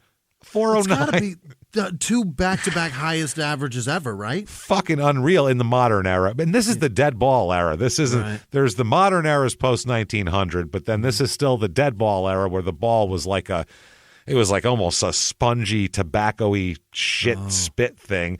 Then they livened up the balls because they figured out that hitting the ball brings people to the park rather than weak grounders. People want action. Yeah, so Ty was hitting the shit out of a dead ball. So 409 he hits there. He hits 389 in 1913 and then 368 in 1914. God, just Jesus. Killing it. Won the MVP, by the way, in 1911. I would say, with a 419 average. Jesus, what do you have to do? Yeah. So 1917 here, during spring training, Ty showed up late for a Dallas spring training doubleheader against the Giants because he went golfing. Really? Yeah. Several Giants, including Buck Herzog, called him names from the bench. So Cobb retaliated by spiking Herzog during the second game. Spiked him good, too. Yeah. Old school metal spikes up high. Right into his right into his thigh or his stomach probably, which prompted a bench-clearing brawl in which Ty Cobb got a hold of Herzog and rubbed his face in the dirt. We know this because that's how he was found by the Dallas Police Department as they ran onto the field to try to stop the brawl while this violence was going on. And Ty got thrown out of the game. So both the teams were staying at the same hotel afterwards. Oh, so it seems like a recipe for disaster. The Oriental Hotel. And at dinner that evening, Herzog walked up to Cobb and challenged him to a fight. Again. So they met an hour later in Cobb's room. Ty said, sure, let me go get my room ready. And they went to fight upstairs. See you in 312. He moved all the furniture out of the way and poured water all over the floor. This is no carpeting, mind you. Okay. So Cobb had leather-soled shoes, and he saw that Herzog had tennis shoes on, so he knew he'd have better traction. That's why he poured water on the floor. He soaked it, yeah. So he soaked it. The fight lasted for 30 minutes. Jesus Christ. Imagine fighting for 30 minutes. That's over ridiculous. What? Over him the baseball. Insulting him because he was late for the game. That's what it was. Wow. Over the course of which Cobb knocked Herzog down a shitload of times. I guess 6 times is the general consensus count. And Herzog only knocked Cobb down once. The scuffle left Herzog's face all bloodied and his eyes all shut. So the manager, McGraw, was vowing revenge against Ty Cobb, the manager of the Giants. Yeah. So Cobb skipped the rest of the exhibition series and went to Cincinnati to train with the Reds, who are managed by Christy Mathewson, who is a friend of his. So, exhibition game. Yep. Exhibition game. He later on expressed the deepest respect for Herzog because of the way he conducted himself in that fight. He really took the punches. He had balls, at least. He ate. He ate those punches. 1917, Cobb stars in a motion picture. He's in the pictures. Oh, He's boy. in the movies. He's in the pictures. Yes, Somewhere in Georgia is the name of this movie. He's in movies now. That's how much of a celebrity he is. Is it a documentary about a teacher who steals a child? Actually, that's probably in there because it's the story of his life. Oh. It's him playing himself as the story of his life. It's called Somewhere in Georgia. He makes $25,000 off of it. So that's what they pay him, which is $529,000 now. It's based on a story by Grantland Rice, the famous sports columnist. Right. The film casts Cobb as himself as a small-town Georgia bank clerk with a talent for baseball. Okay. The Broadway critic Ward Morehouse called the movie, quote, absolutely the worst flicker I ever saw. Pure hokum.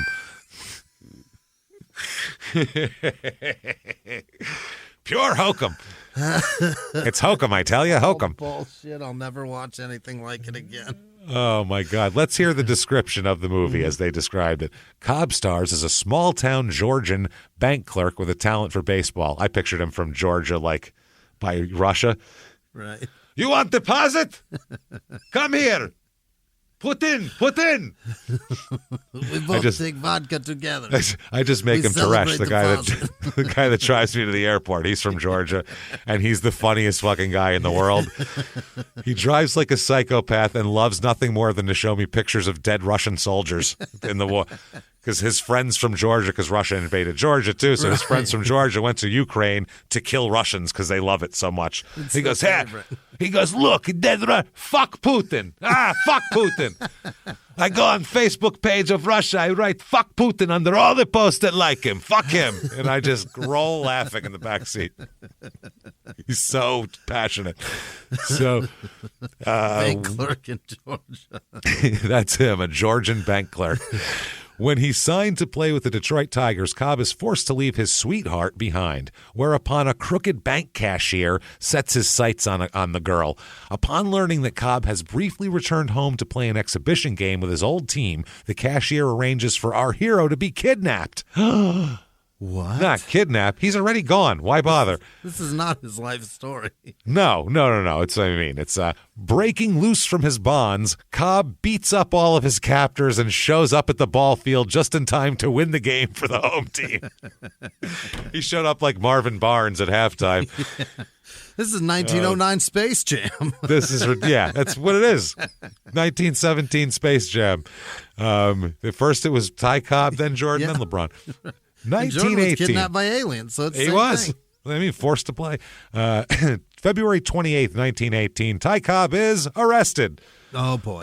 Yes, he's arrested in the afternoon by detectives for breaking into a freight car. It's not Ty Cobb, our Ty Cobb. It's another guy named Ty Cobb, and they made a big deal. Yeah. The newspaper put a big headline that said Ty Cobb arrested. Just to get people to pick it up and read it and look at it. And then it says later on, the man arrested is not the Ty Cobb that is so dear to baseball fans, but a white man unknown to local police. So just some guy. Nobody cares. Nobody cares, but they put it like a big deal. That's little yellow journalism, I guess. So in October 1918, Cobb enlists in the Chemical Corps, which is a branch of the United States Army. Where did this fucking come from? He's like 30 years old, too. What are we doing? This is World War I's going on. He's sent to the Allied Expeditionary Forces headquarters in Chaumont, France, and he serves 67 days overseas before receiving an honorable discharge and returning. He had to go to say he went. Right. That's what it is. He was given the rank of captain underneath the command of Major Branch Rickey, who is the guy who brought up Jackie Robinson. He's the guy who worked for the Cardinals and the Dodgers and invented training camp and the minor league system and all that kind of shit. He's a huge... Given the rank of captain under Major Branch Rickey. People work their lives for that shit. Yeah. They're not hitting 415 the year before, though. That's the difference. Captain Ty Cobb? Jesus Christ. Other baseball players at that time was Captain Christy Mathewson, who got ruined. Chemicals destroyed his lungs, and he came back. He couldn't play anymore, and then he ended up dying from his wounds of World War I. Yeah, Christy Mathewson's a terribly, fucking horribly sad story, dude. He got mustard gas, destroyed his lungs, ruined him from World War I. And Lieutenant George Sisler, who was a manager as well. So they were all assigned to the Gas and Flame Division. Jesus. Wow. Where they train soldiers in preparation for chemical attacks by exposing them to gas chambers in a controlled environment, which was eventually responsible for Mathewson getting all fucked up and contracting tuberculosis, which left him dead in 1925. So on August 19th, 1921, the second game of a doubleheader with the Red Sox, Ty collects his 3,000th hit that day. Mm-hmm. He was 34 at the time, and he's still the youngest player to ever hit 3,000. Is that right? Still. The fewest at bats as well, 8,093. So there you go. It's like batting 380 through 8,000 hits. I read off his averages. That's what he hits every year. Unreal. It averages out. It's crazy. 1925, February 28th, 1925. Wow, the end of February is bad for him. Mm-hmm.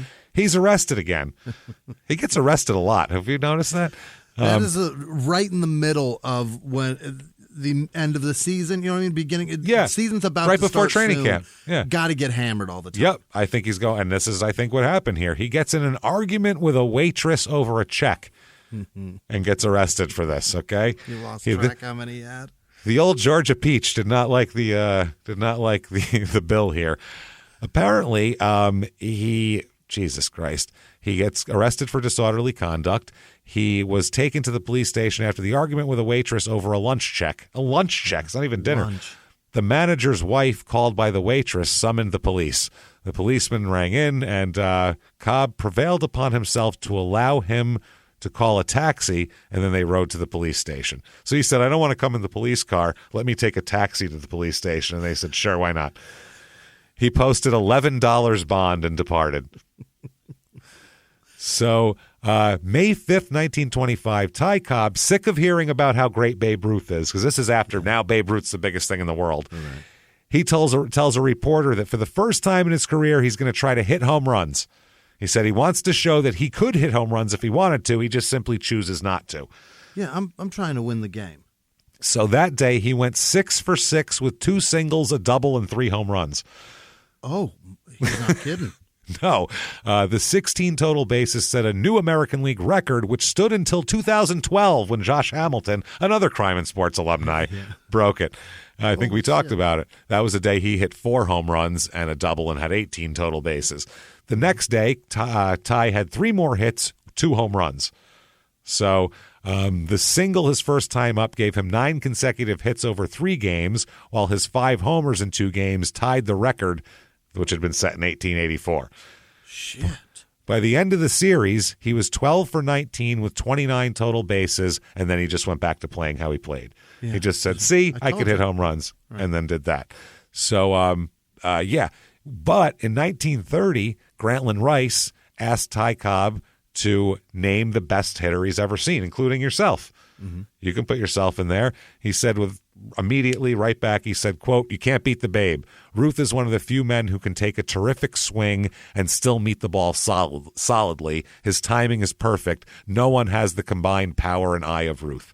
So he ended up giving him his props, which is interesting. 1927, he's going to sue the league. Oh? There's a big mess, and the Major League Baseball commissioner, what was his name? Tennessee Mountain Landis, that fucking idiot, is an asshole. He's a huge asshole. He said that in a speech or something, made a remark that he lumped Tris Speaker and Ty Cobb in with disreputable people who might be like, taking gamblers' money to throw games and shit like that. Mm-hmm. So the fucking libelize somebody. Is that what that is? That's libel. That's pretty much it is, and that's what they're saying. And the American League backs him up. The American League president, Ban Johnson, says, I don't believe Ty Cobb ever played a dishonest game in his life. If that's the exoneration he seeks, I gladly give it to him. But it is from Landis, Cobb should demand an explanation. The American League ousted Cobb, but it was Landis who broadcast the story of his mistakes. I love Ty Cobb. I never knew a finer player. I don't think he's been a good manager, because he manages at the end of his career, and I've had to strap him as a father straps an unruly boy. Jesus. But I know Ty Cobb's not a crooked player. Come over my knee, Ty. Let's go. You grown man. Yeah. He said, we let him go because he had written a peculiar letter about a betting deal that he couldn't explain, and because I felt that he had violated a position of trust. So he says he's going to sue. It's a fucking mess. It turns into a real mess here. So we'll go past that. He said everybody says they don't think that he's crooked ever. Everyone's like, he's not crooked. He plays hard and all that kind of shit. So, but so did Pete Rose. So who the hell knows? One guy says, quote, Ty has always been violent in his likes and dislikes. That's a really good sentence. Yeah. Jesus Christ, man. That is amazing. So, he has a few kids, by the way. 3 sons, 2 daughters. Wow. One of them, the first one, is, of course, Tyrus Raymond Jr. You betcha. Of course it's a junior. And he has Shirley, and he has Herschel, named after his dad, and James, and Beverly. Junior. Yeah, I got it because my dad touched a daughter, somebody's daughter. See how old you are, sweetheart? Grandpa married Grandma when Grandma was just your age. Now run along and play with your dolls. That's what that is. Named after a pedophile. Fuck. Wow. Tyrus Raymond Jr. would go on to flunk out of Princeton, where he played on the varsity tennis team. His father's pissed. So Ty Cobb went to Princeton, to the campus, and beat his son with a whip. Holy shit. Like in public. Oh, my God. He showed up with a whip to beat his son. That's wild. Kids are going, Jesus, I thought my dad was tough. Kids are calling, Dad, I just wanted to say hi, and I just love you. You know what I mean? I love you, Dad. Thank you for not whipping me in public. I'm going to get it up. Don't worry. I'm gonna work on this real hard. Fuck. So he ended up entering Yale after that, Tyrus Jr., and became captain of the tennis team while improving his academics, but he's arrested twice in 1930 for drunkenness. Okay. And he leaves Yale without graduating. So Ty helped his son deal with the legal problems, paid for his lawyers, and then permanently broke off communication with him. You're an embarrassment. Ty Sr. said, I don't want to talk to you anymore. You're an embarrassment. But Ty Jr., he cut him out of his life. He cut Ty Jr. out of his life. Yep. Wow. In the 1980s, a rosé swept the country. Hey, Mike, I really like this white Zinfandel. Well, good. Now put it down. I'm going to try another one. White Zin became America's top-selling wine. But most don't know that this sweet drink has a sour history. What began in 1986 with counterfeit bottles. A big fraud, a multi-million-dollar fraud. Sent investigators chasing one of the most powerful families in the business, the Licciardis. But the closer the feds got to them, the more dangerous things became. It's a story of deceit. At the time, I was paranoid. Threats. You touch my kids, I will kill you. And murder. With a .22 caliber bullet to the head. What started with a scheme to mislabel wine spilled into a blood-soaked battle for succession. Welcome to Bloodvines. You can binge listen to Bloodvines exclusively and ad-free on Wondery Plus. Join Wondery Plus in the Wondery app, Apple Podcasts, or Spotify. Behind the closed doors of government offices and military compounds, there are hidden stories and buried secrets from the darkest corners of history. From covert experiments pushing the boundaries of science to operations so secretive they were barely whispered about. Each week, on Redacted, Declassified Mysteries, we pull back the curtain on these hidden histories. 100% true and verifiable stories that expose the shadowy underbelly of power. Consider Operation Paperclip, where former Nazi scientists were brought to America after World War II, not as prisoners, but as assets to advance U.S. intelligence during the Cold War. These aren't just old conspiracy theories. They're thoroughly investigated accounts that reveal the uncomfortable truths still shaping our world today. The stories are real. The secrets are shocking. Follow Redacted, Declassified Mysteries on the Wondery app or wherever you get your podcasts. You can listen to Redacted early and ad-free right now on Wondery Plus. Ty Jr., well, he's got one more bump in the road we'll talk about, but he ended up reforming himself and earning an MD from the Medical College of South Carolina and practiced, he's an obstetrician and gynecologist in Dublin, Georgia, until his death at 42, by the way, from a brain tumor. Shit. Father remained distant the whole time, though. Never even really proud of him. Your son became a doctor. Didn't care. It's not fun docking, but... No. I'm just going to quickly go through the next few years of his career, right to the end. 1915, 369. 1916, 370. 1917, 383. 1918, 382. 1919, 384. One of the best ever. 334, 1920. 389 in 1921. 1922, think he was done hitting 400? Nope, 401 in 1922. 23, he hits 340, 338 in 24, 378 in 25, 339 in 26, goes to Philadelphia here in 1927, and they'll actually go, I believe, they get edged out by the Yankees to go to the World Series because it's the 27 Yankees, which are, it's literally like a cliche, like, oh, they're like the 27 Yankees, this team. Right. Yeah, Murderers Row, all that shit. Right. Then finally in 2070 he hits 357. 1928 he hits 323. That's the end of his career. 24 years. His lifetime batting average is 366. 24 years of that.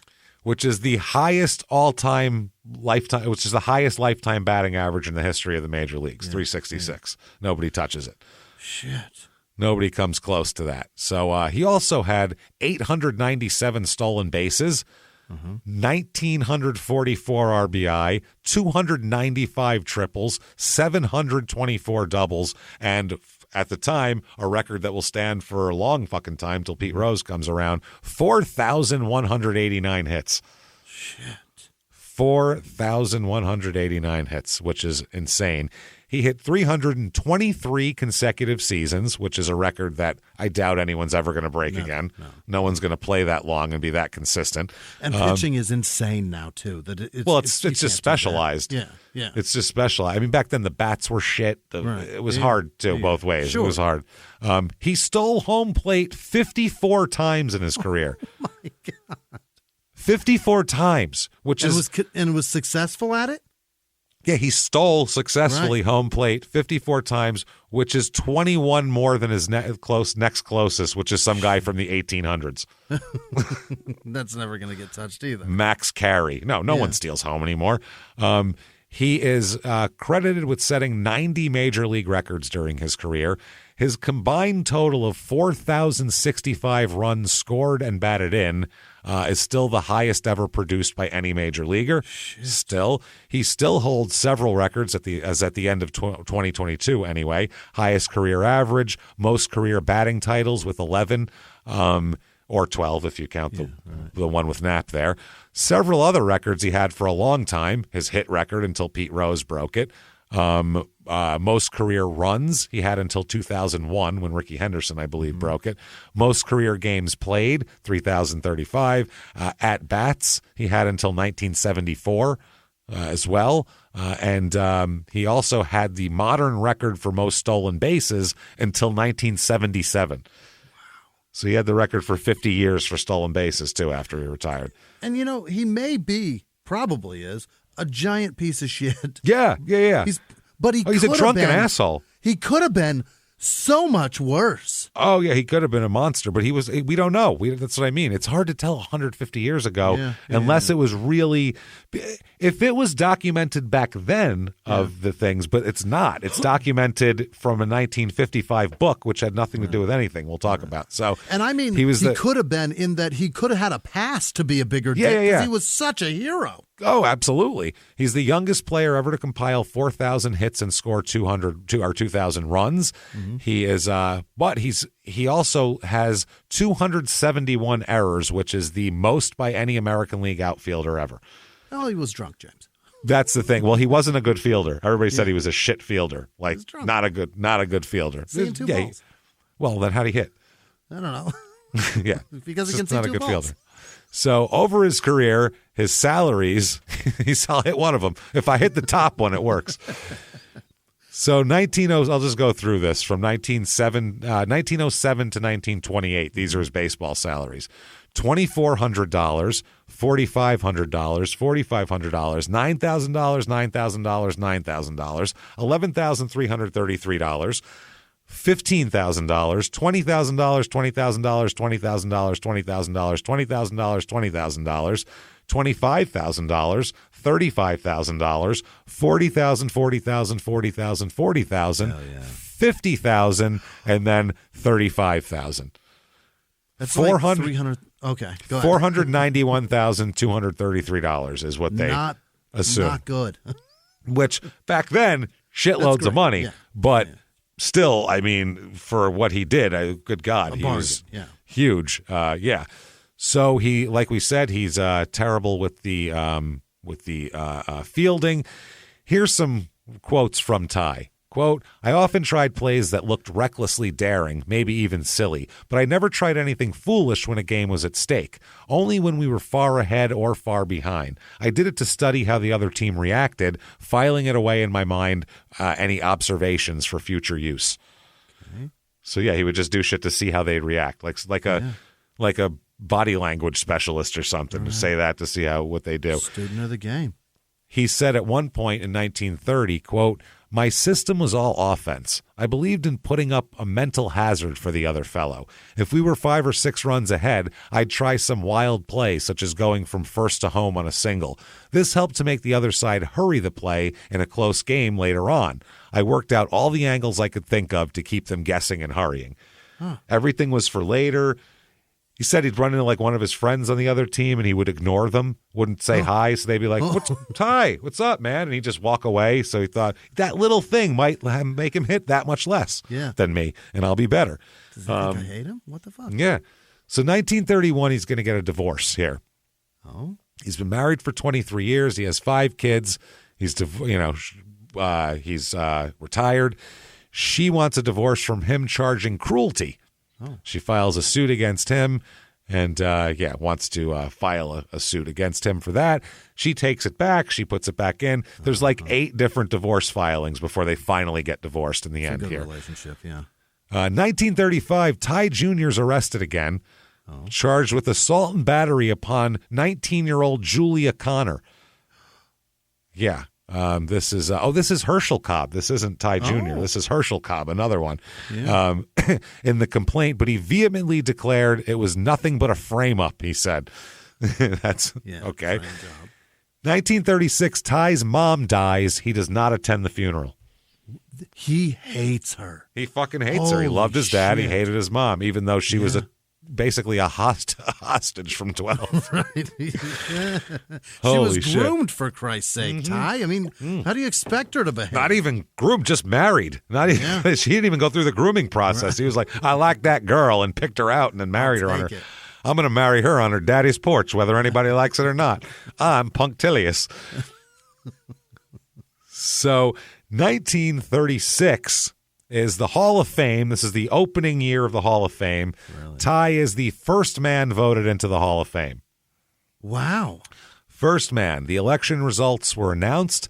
Ty had been named on 222 of 226 ballots, which was more than Babe Ruth, Honus Wagner, Christy Mathewson, and Walter Johnson, who were the only ones to earn the necessary 75% of the votes. His 98.2% of votes was a record until 1992 when Tom Seaver got 98.8% of the votes. Holy shit. And I think Cal Ripken got 99-point-something% of the votes. And then Mariano Rivera finally, for the first time in history, got a unanimous fucking 100%. Entrance, because who the shit is going to vote against that guy? How do you vote against that? And you think about those names, too. They're all universally beloved in baseball. They're the best legends. At what they do. Yeah, they're the legends of the legends of the legends. So they said that even though a lot of the press hated him personally, they respected the way he played, and you couldn't sneeze at his numbers. So, they said everybody said he hated Babe Ruth, like we said, but Cobb actually, because if you think about it, Ty Cobb, the game is all how he's playing it. Yeah. Get a single, you steal a base, you spike a guy, you do that, you move along. And Babe Ruth, all of a sudden, he comes in bashing these home runs. He's a fat guy. He doesn't care. He's bad. He's like Chris Farley bouncing around, hitting home runs, but hitting bombs. And people are coming and they're building giant stadiums to watch him. And he's the cover of all the news. And you're like, I'm hitting 400. What the fuck? Nobody. Okay, great. It's all him then. It's one of those things. So, it had to be like that. So Cobb loved that he got more votes than Babe Ruth for the Hall of Fame. Yeah. He loved it. He loved that he had the most. He thought that was great. He, of course, boycotted the ceremony, though. He wouldn't show up. He's not going to go. Due to an ongoing feud with the commissioner since he called him a cheater back in the day. Here, one of Cobb's sons said that his father was more proud of the Hall of Fame voting than anything else in his entire career. Shit, yeah. 1936. Oh, I told you about that. Never mind. Okay. So Ty and Babe start playing golf after that. Is that together. Right? Yeah. He made friends with Babe Ruth, and they were both kind of estranged from baseball and both kind of sad about the whole thing. So they went out doing a golf exhibition together, which Ty Cobb called the Has-Beens Golf Championship of Nowhere in Particular. I love it. That's awesome. That's really awesome. They had matches over 3 days, 3 matches over 3 days. Ty won the first day. Babe won the second day. But then Ty said, I know that Babe's going to get shit hammered the night before this last one. I'll help him get shit hammered. And then Ty won the last game easy because he helped him be nice and hungover. Yeah. Now, his investments. First of all, these contracts that he got were huge contracts for the time. Yeah. It sounds like nothing, but he's the first guy to make 5 figures. I mean, he doesn't need all of that money. He's pushing the envelope, so he's a good negotiator. He stock in Coca-Cola and General Motors made, by the time the late 50s come around, he's worth $12 million. Shit. Which is insane. So much money. Yeah, we'll talk about the inflation and all that. What a car and a house. A car and a house will cost you $43,000 back then. If that, yeah, if that. So also, he is known for taking care of several players who had no money. This is like pre-good pensions and shit like that. So there were some of these guys like Mickey Corcoran who were just down on their luck alcoholics, and they had nothing. And Ty Cobb literally sent them checks every week. Wow. He sent them paychecks, Jimmy. I mean, he took care of several, and that's a fact. We know that for a fact. He took care of several people, which is pretty wild, honestly. In 1945, he donated $100,000 to the town of Royston, Georgia, to establish a hospital in his parents' name, and that would become the cornerstone of the Ty Cobb healthcare system, which operates hospitals in Franklin, Hart, and Madison counties still today. Well, you got a broken bone? Go on down to the child diddler hospital. Yeah, and get kid diddle. Oh, he'll diddle you right up, make it feel better. Your leg hurt. You'll be running away from him as he's trying to touch your butthole. Don't worry about that. Your leg will feel better in no time. They will take care of you against your will. Ooh, man, you won't even. The care's so good. Care's so good. It's not even voluntary. That's how good it is. In 1953, he established the Cobb Educational Fund, which continues to provide monies totaling about $13 million as of 2022 for college to needy Georgia residents as well. He's a hero. That's weird as shit. He turned into kind of a different guy later in his life. He started being very positive toward people that he was negative to before. Yeah. Players, Babe Ruth, everybody like that. In the 40s and 50s, he was known to talk very positively about Stan Musial, Phil Rizzuto, Jackie Robinson, but not many other players. He picked a few that he liked, and he would always talk about how great they were and fuck everybody else. But those are great. Musial, Rizzuto, Robinson, Hall of Fame, Hall of Fame, Hall of Fame. Yeah. What do you want? So he also was known to help out young players. He was instrumental in helping Joe DiMaggio negotiate his rookie contract with the Yankees. Is that right? He'd been out of baseball for 10 years already when that happened. So he just did that, I don't know. In 1949, at the age of 62, he marries a 40-year-old woman. Okay. Named Frances. 22 years younger. Named Frances Fairbarn Cass, who was a divorcee from Buffalo. They had no kids. It failed as well. 1956, they get a divorce. So yeah, this is when he was donating all sorts of money and all sorts of shit like that. 1954, he's arrested. You thought he was done by now, right? How could you? What do you got to do to get arrested at that age? He's old as fuck. He's arrested and booked for drunk driving and driving without a license. Yep, there he is here. He's living in Glenbrook, Nevada, which is where he's arrested. Really? Very weird. Well, he'll end up in San Francisco, which is strange as well. Like Ty Cobb in San Francisco is just an odd two places to put together. Odd pairing of person and place. Not much weirder than Nevada. That's weird, too. December 1959, he's diagnosed with prostate cancer, diabetes, high blood pressure, and Bright's disease. You mean living a full life? I was going to say, they call that a full house, I think. Isn't that a full house of diseases? I don't know what Brights is, but I got a feeling it comes along with old age and abusing yourself. Fucking drinking for 70 years. Yeah. Now, here's the whole thing of where the controversy came from here. During his final years, he began working on his autobiography, My Life in Baseball, The True Record, with writer Al Stump, okay? Cobb retained editorial control over the book and published the version that presented him in a positive light. They wrote a book like that. Now, Stump, the author, would claim that the collaboration was contentious, and after Cobb's death, we waited till he died, Stump published 2 more books and a short story giving what he said was the true story. Okay? Okay. One of these later books was used as the basis for the 1994 film Cobb, starring Tommy Lee Jones there. Now, in 2010, an article by William R. Cobb, no relation to Ty Cobb, in the peer-reviewed The National Pastime, which is the official publication of the Society for American Baseball Research, SABR, and they are meticulous. You want to talk meticulous? Yeah. Holy shit. You think people know about like wars and things like that? You get a bunch of fucking baseball nerds in a room? Right. Oh my God, will they find it. Yeah. Holy shit. They know which one of Ty Cobb's balls hung lower. They know. Trust me. So they said they accused Stump of extensive forgeries of Cobb-related documents and diaries. They say he just made all this shit up whole cloth and then said, look, it's Ty Cobb's diary, and it wasn't really even his fucking diary. Why do that? Why want to be the foremost speaker on a particular person when what you're saying is bullshit? Yeah. The article further accuses Stump of numerous false statements about Cobb in the last years, most of which were sensationalistic in nature and intended to cast Cobb in an unflattering light. So, and you don't know who to believe because you just don't. You don't know who to believe here. I mean, and this guy was around Cobb.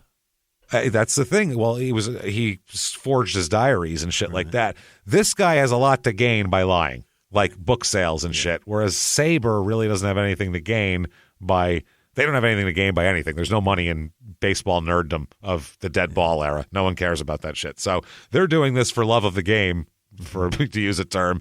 I got to kind of believe them a little bit more. Mm-hmm. And there's things like Ty Cobb was one of the guys – pushing for integration in baseball. Right. He thought that black players should be playing baseball in the majors. Well before it happened, he was pushing for that. Give a fuck what their color is. I want the best players here. And that's what he said. He wants the best competition, and he should be able. The best players should play against each other. What the fuck are we talking about? Yeah. We're all in the same uniforms. Was what I think one of the quotes he said. It's the uniform that matters. Get out there and play. Everybody's got a bat and a ball and a glove. It doesn't matter. So he also was known to throw out the first pitch after he retired in a lot of Negro League games. He'd go to the games and wave and throw out the first pitch and to pump up the crowd to get the like a real ticket sales that thing night. To do, James. Why? That's my point. It's like it's not racist. Oh yeah. I was like, really? Why? I was trying to think of why it would be racist. I'm like, I think he was trying to support them and get more tickets, more people in the stands. So that kind of stuff, that's incontrovertible. There's press accounts and pictures of him doing this. Like, he definitely did those things. That's not to say that he didn't go off afterwards and be like, oh, that place smelled the N-words and that damn people are stealing our women or whatever. I don't know what the fuck he was saying, but who knows what he was saying. But his actions publicly were a lot different than that. So I'm not sure what the truth is. Probably somewhere in the middle, I'm going to say. Probably, like most truths. He gets sick. In his last days, he spent some time with an old movie comedian named Joe E. Brown, talking about the choices he made in his life. And Brown said that Cobb said he felt he made many mistakes and would do things differently if he could. He said he played hard and lived hard as all of his life, and he had no friends to show for it, and that's what he regretted. Oh, that's fucked. He's asked by a reporter at the end of his life. He asked the reporter how he thought he would fare in the modern game. Like, how do you think you'd do in a game today? You know what I mean? In the early 60s. And he said, I'd hit about 300. And they said, wow, only 300, you think? And he goes, you got to remember, I'm 73 years old. Oh, my God, he means at this age. He means right now. Holy shit. That's pretty funny. That's obviously a joke, and it's funny as shit. That's genius. That's really funny. So he was still sharp. He claimed to have... I've been drunk the last 40 years. Jesus. I've been hammered. I mean, I'm sober now. I could probably hit the ball. I only see one now. It's good. He says he had no regrets. He says, I've been lucky. I have no right to be regretful of what I did. Here, he was taken to Emory University Hospital in June 1961, and he falls into a diabetic coma, and he dies on July 17th, 1961, at the age of 74 years old. His first wife, his son Jimmy, and some other family members came to be with him for his final days. Yeah. At his funeral, a lot of friends and everything like that. Only 3 people from baseball attended his funeral. 3. That's how much everybody fucking hated him. That's the other thing. Man. How much of an asshole do you have to be to make no friends in the league? Right. Yeah. You know, like Michael Jordan was an asshole, but guys still talk to him. You know what I'm saying? Like, I don't get how much of an asshole do you? The number 1 draft pick for the Hall of Fame. Yeah, in history. We're crazy. We're not going to go say goodbye? Yep. Ray Schalk, Mickey Cochran, who I know he supported for 30 years. He sent him a check every week or every month. And Knapp Rucker, along with Sid Keener, the director of the Baseball Hall of Fame. But people sent notes. Joe DiMaggio, Ted Williams, all those people sent notes, but nobody showed up. So at the time of his death, his estate was worth at least $11.78 million, equivalent to $107 million today. Holy shit. No athletes had $100 million back then. No. Nobody. That's crazy. Who gets that? His kids, I guess? He had $10 million worth of General Motors stock from way the fuck back then, and $1.78 million in Coca-Cola stock. He left, his will left a quarter of his estate to the Cobb Educational Fund and distributed the rest among his children and grandchildren. Awesome. So, that's nice. As of 2021, the Ty Cobb Educational Foundation distributed has distributed $19.2 million in college scholarships. Yeah. So, here we go. The other thing is his father, the diddler, was a noted advocate for racial equality. Like, some schools didn't want him around because he was such an advocate for equality in the races. So he didn't want schools to be segregated, any of that shit. So they think that Al Stump and Charles Alexander are where all the stories of racial, like hardcore, they made it so his whole being was just to hate black people. You know what I mean? So I don't think it was that much. And I don't think he was like, let's just help the black folk. I think it was probably in the middle. Yeah. So, they said 5 years after Jackie Robinson broke the color barrier, Cobb publicly supported blacks and whites playing baseball together, adding, certainly it's okay for them to play. I see no reason in the world why we shouldn't compete with colored athletes as long as they conduct themselves with politeness and gentility. Well, that's a little racist, but as long as they don't come out here just spitting watermelon seeds all over the place, dropping chicken bones, carrying our women off, them things they do, It's a little racist and shit. Yeah. He said, let me also say that no white man has the right to be less of a gentleman than a colored man. In my book, that goes not only for baseball, but in all walks of life. So he said, everybody's standard. We all be gentlemen. Yeah. He even clarified, that's actually not bad. He probably realized after saying it, oh boy, that sounds like shit. That didn't sound right. Yeah. As long as they can get their shit together. What I mean is... In 1952, he told the Sporting News, quote, the Negro should be accepted and not grudgingly, but wholeheartedly. Okay. And in 1953, black newspapers cited his praise for Brooklyn Dodgers catcher Roy Campanella, who Cobb said was among the best catchers in baseball, and Campanella had that accident that had him paralyzed. The Dodgers staged a tribute where tens of thousands of spectators held lit matches over their heads, and Cobb wrote the Dodgers owner to show appreciation for what you did for this fine young man. Mm-hmm. So he also said, quote, that Willie Mays was the only player at that time that he'd ever pay money to see. I mean, that's a great player. So yeah. And then in the obituaries that ran in the black press following his death, he was praised for, quote, speaking in favor of racial freedom in baseball. So at the time, everybody thought of him as like an anti-segregationist, right. He was thought of as like a bleeding heart. Right. And then by the time Tommy Lee Jones comes in, he's the most virulent, fucking awful George Wallace level racist that you could fucking imagine. he's keeping kids out of school and shit. Like so I don't know what the truth is, but hey, now we know but we don't know what the fuck it is anyway. Now I don't know.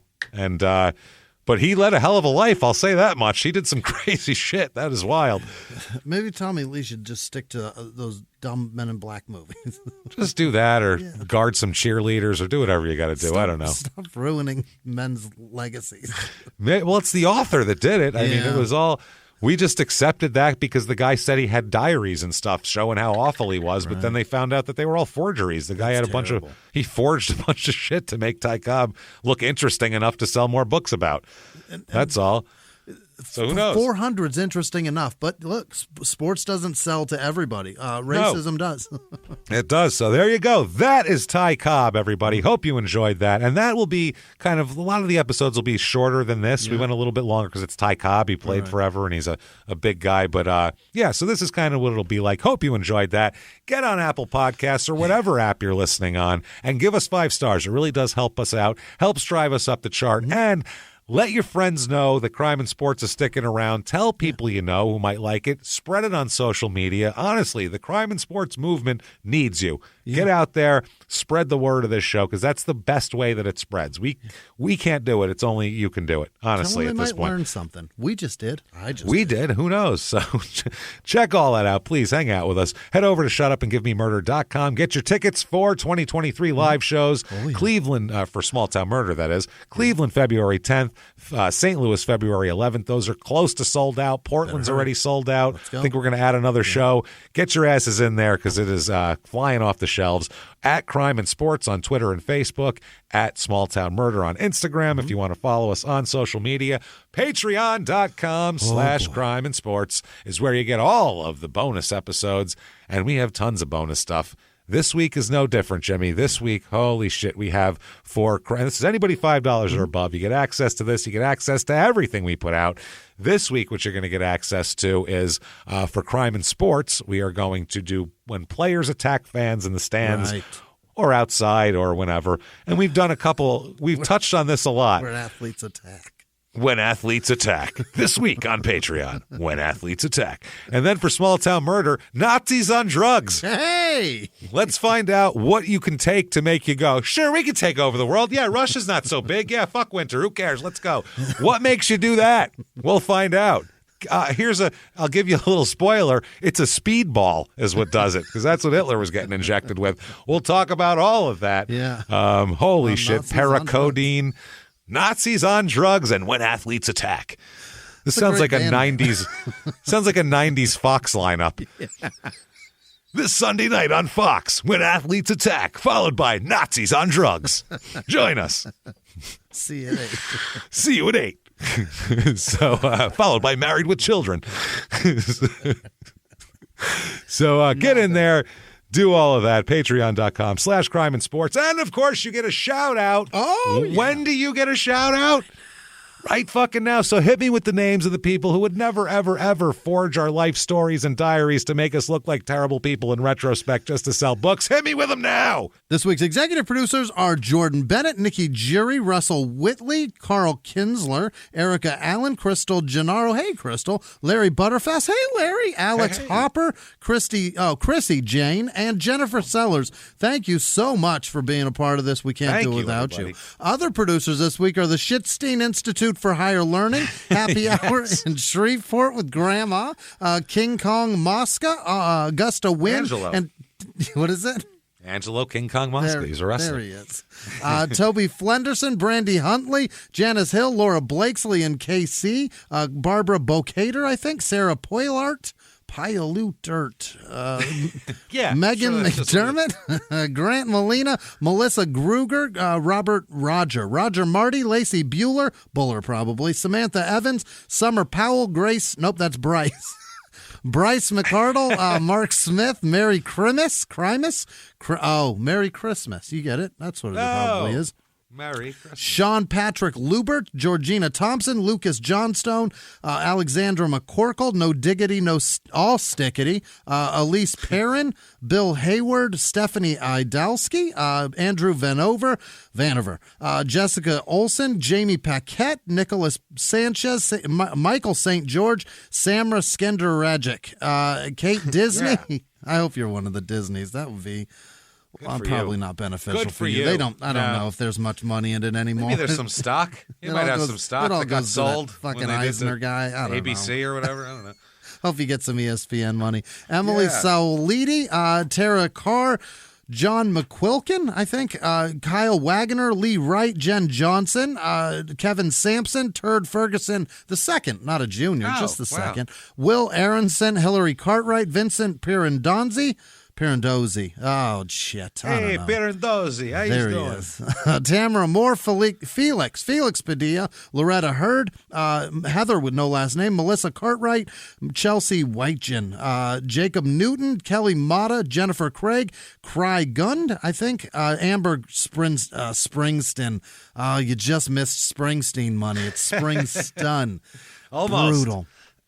Oh, well, next time. Ryan Fredrickson, Maria Hards, Tammy Still, Tara Stein, Telly McCune, I think, Kimberly Silas, Graham Buchanan, Lisa Laggard, Bryce Walrath, Katie Sheldon, Rob Bamber, Lauren Egger, Brandon Hodges, Grace Dornan, Brianna Gollum, Kendra Birchfield, Tamara Henley, Ethan Beatles, Cheryl Gridley, Christina Lizaraga, Sarah H., Arsenic Catnip, Chloe with no last name, Jeff Harris, Tarnia Manning? It might be Tanya. Probably just Tarnia. I may have misspelled it. Susan Oldfield, Gwen Valines, Squiggle Wiggle, Nada Britt, Susan Killich, Jude Tarbox. Ew, that...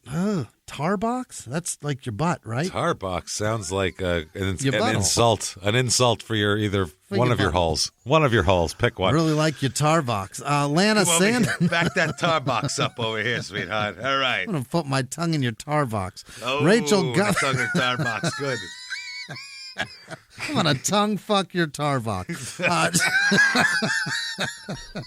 Sorry. Julie T. Grantley Thank you Morrison. for giving us money. May as well, whatever you want. Oh, God, we're off. Joshua Henderson, Helen Willits, Helen Gardner, also ISD for Freaks, Triz Dog, Diana Carr, Christopher Lankford, Alice Hadley, Jessica Swanson, Carolyn with no last name, Emily Smietkowski, no, that's Smiet-Satansky, Abby Burbridge, Carol Anderson, Megan Garcia, Jennifer Sellers, Danny Perdue, Rick Habib, Brittany Hall, Brooke Hessen, Pamela Christensen, Joey O'Malley, Matt Richardson, Sheldon Vaca, Rich Muldoon, Paul Hanratty, Kara Pritchard, Vin Chan with no last name, Erica McCormick, Victoria Smith, Joshua Thorne, Rob Myrick, Heather Ellis, Vincent Battle, Eliza Weeb, Callie Damazo, Isabel Rios Torres Padilla, Blake with no last name, Carolyn Emerson, Nurse Ratchet, Brian Mueller, Derek Logan, Patrick Embry, Peter Owen, Laura Dawn Heyman, Abigail Odell, Dawn Stewart, Jared Tiny Fisher, Laura with no last name, Rob Taylor, Kyle James is Rad James, Andy G, Thomas Larson, Molly Salamanca, Mark Allen Dunkley, Melissa Peterson Martinez, Ralph LaGuardia. Is that real? Was that the mayor's name? Was that the Ralph? Fiorello. Oh, Ralph Fiorello LaGuardia. Is that the person? That's not this person. The mayor. No. That guy's dead, right? He's been dead for 60 years, probably. Wonder if they're related. Gary Martin. Maybe. Gary Martin, Trish Nielsen, Daquan Gerald, probably, Joshua Berry, Nicole Horan, oh boy, David Lenig, Count Monette, Jeremy Moore, Will Wad, Jesus Christ, that's a porn star name. Lauren Shuckle. Yeah, my wad. Right in your tar box. Will Wad, your tar box. Kenneth Scott, Kenny Kenyon, Kiki with no last name, Lucifer with no last name, Crystal Hill, Chris with a K, Trip Sheehan, Linda Berry, Pamela Smith, Aurora, boy, oh boy. Rachel Laird, Molly with no last name, Nicole Clausen, Sam Evans, James Swindler, Craig Wolseley Grace, Trucker Woman 70, Trotter with no last name, Brandon Henning, Stacy Pfaff. I don't know. Pfaff, probably. The P Fuck silent. Yeah. Rock that shit. You rock that name to the fucking wall. I'm sorry. Just rock it. You got it. Bethany Remillard, Ian with no last name, Jordan Johnston, Alicia Webb, Jono Cooper, Alan with no last name, Stephen Kelly, Bob, Matt with no last name, Oren Steck, Mark R, Matea Richmond, Chrissy Jane, Leanna Chapman, John Alexis, Green-Eyed Jolie, Dan Nasham, Jamie Kocherga. It's a C and a Z. I'm not good at them. Graydon James, Jennifer Eck, Duncan Lindo, Andrew with no last name, Tammy T-Rex, Sandra Seidensticker, and all of our patrons. Obviously, you're fucking amazing. Thank you. Thank you so much, everybody. We appreciate everything you've done for us for this whole past year and for this new year coming up. Thank you for everything that you've done for us, and we hope you love the bonuses. We will keep them coming at a rapid rate, as we always do. If you want to follow us on social media, very easy to do that. Head to shutupandgivememurder.com. The links are there for everything. Follow them, be there, and keep coming back because we're sticking around. And we get to say this again, happily, live from the Crime and Sports Studios. We will see you next week. Bye.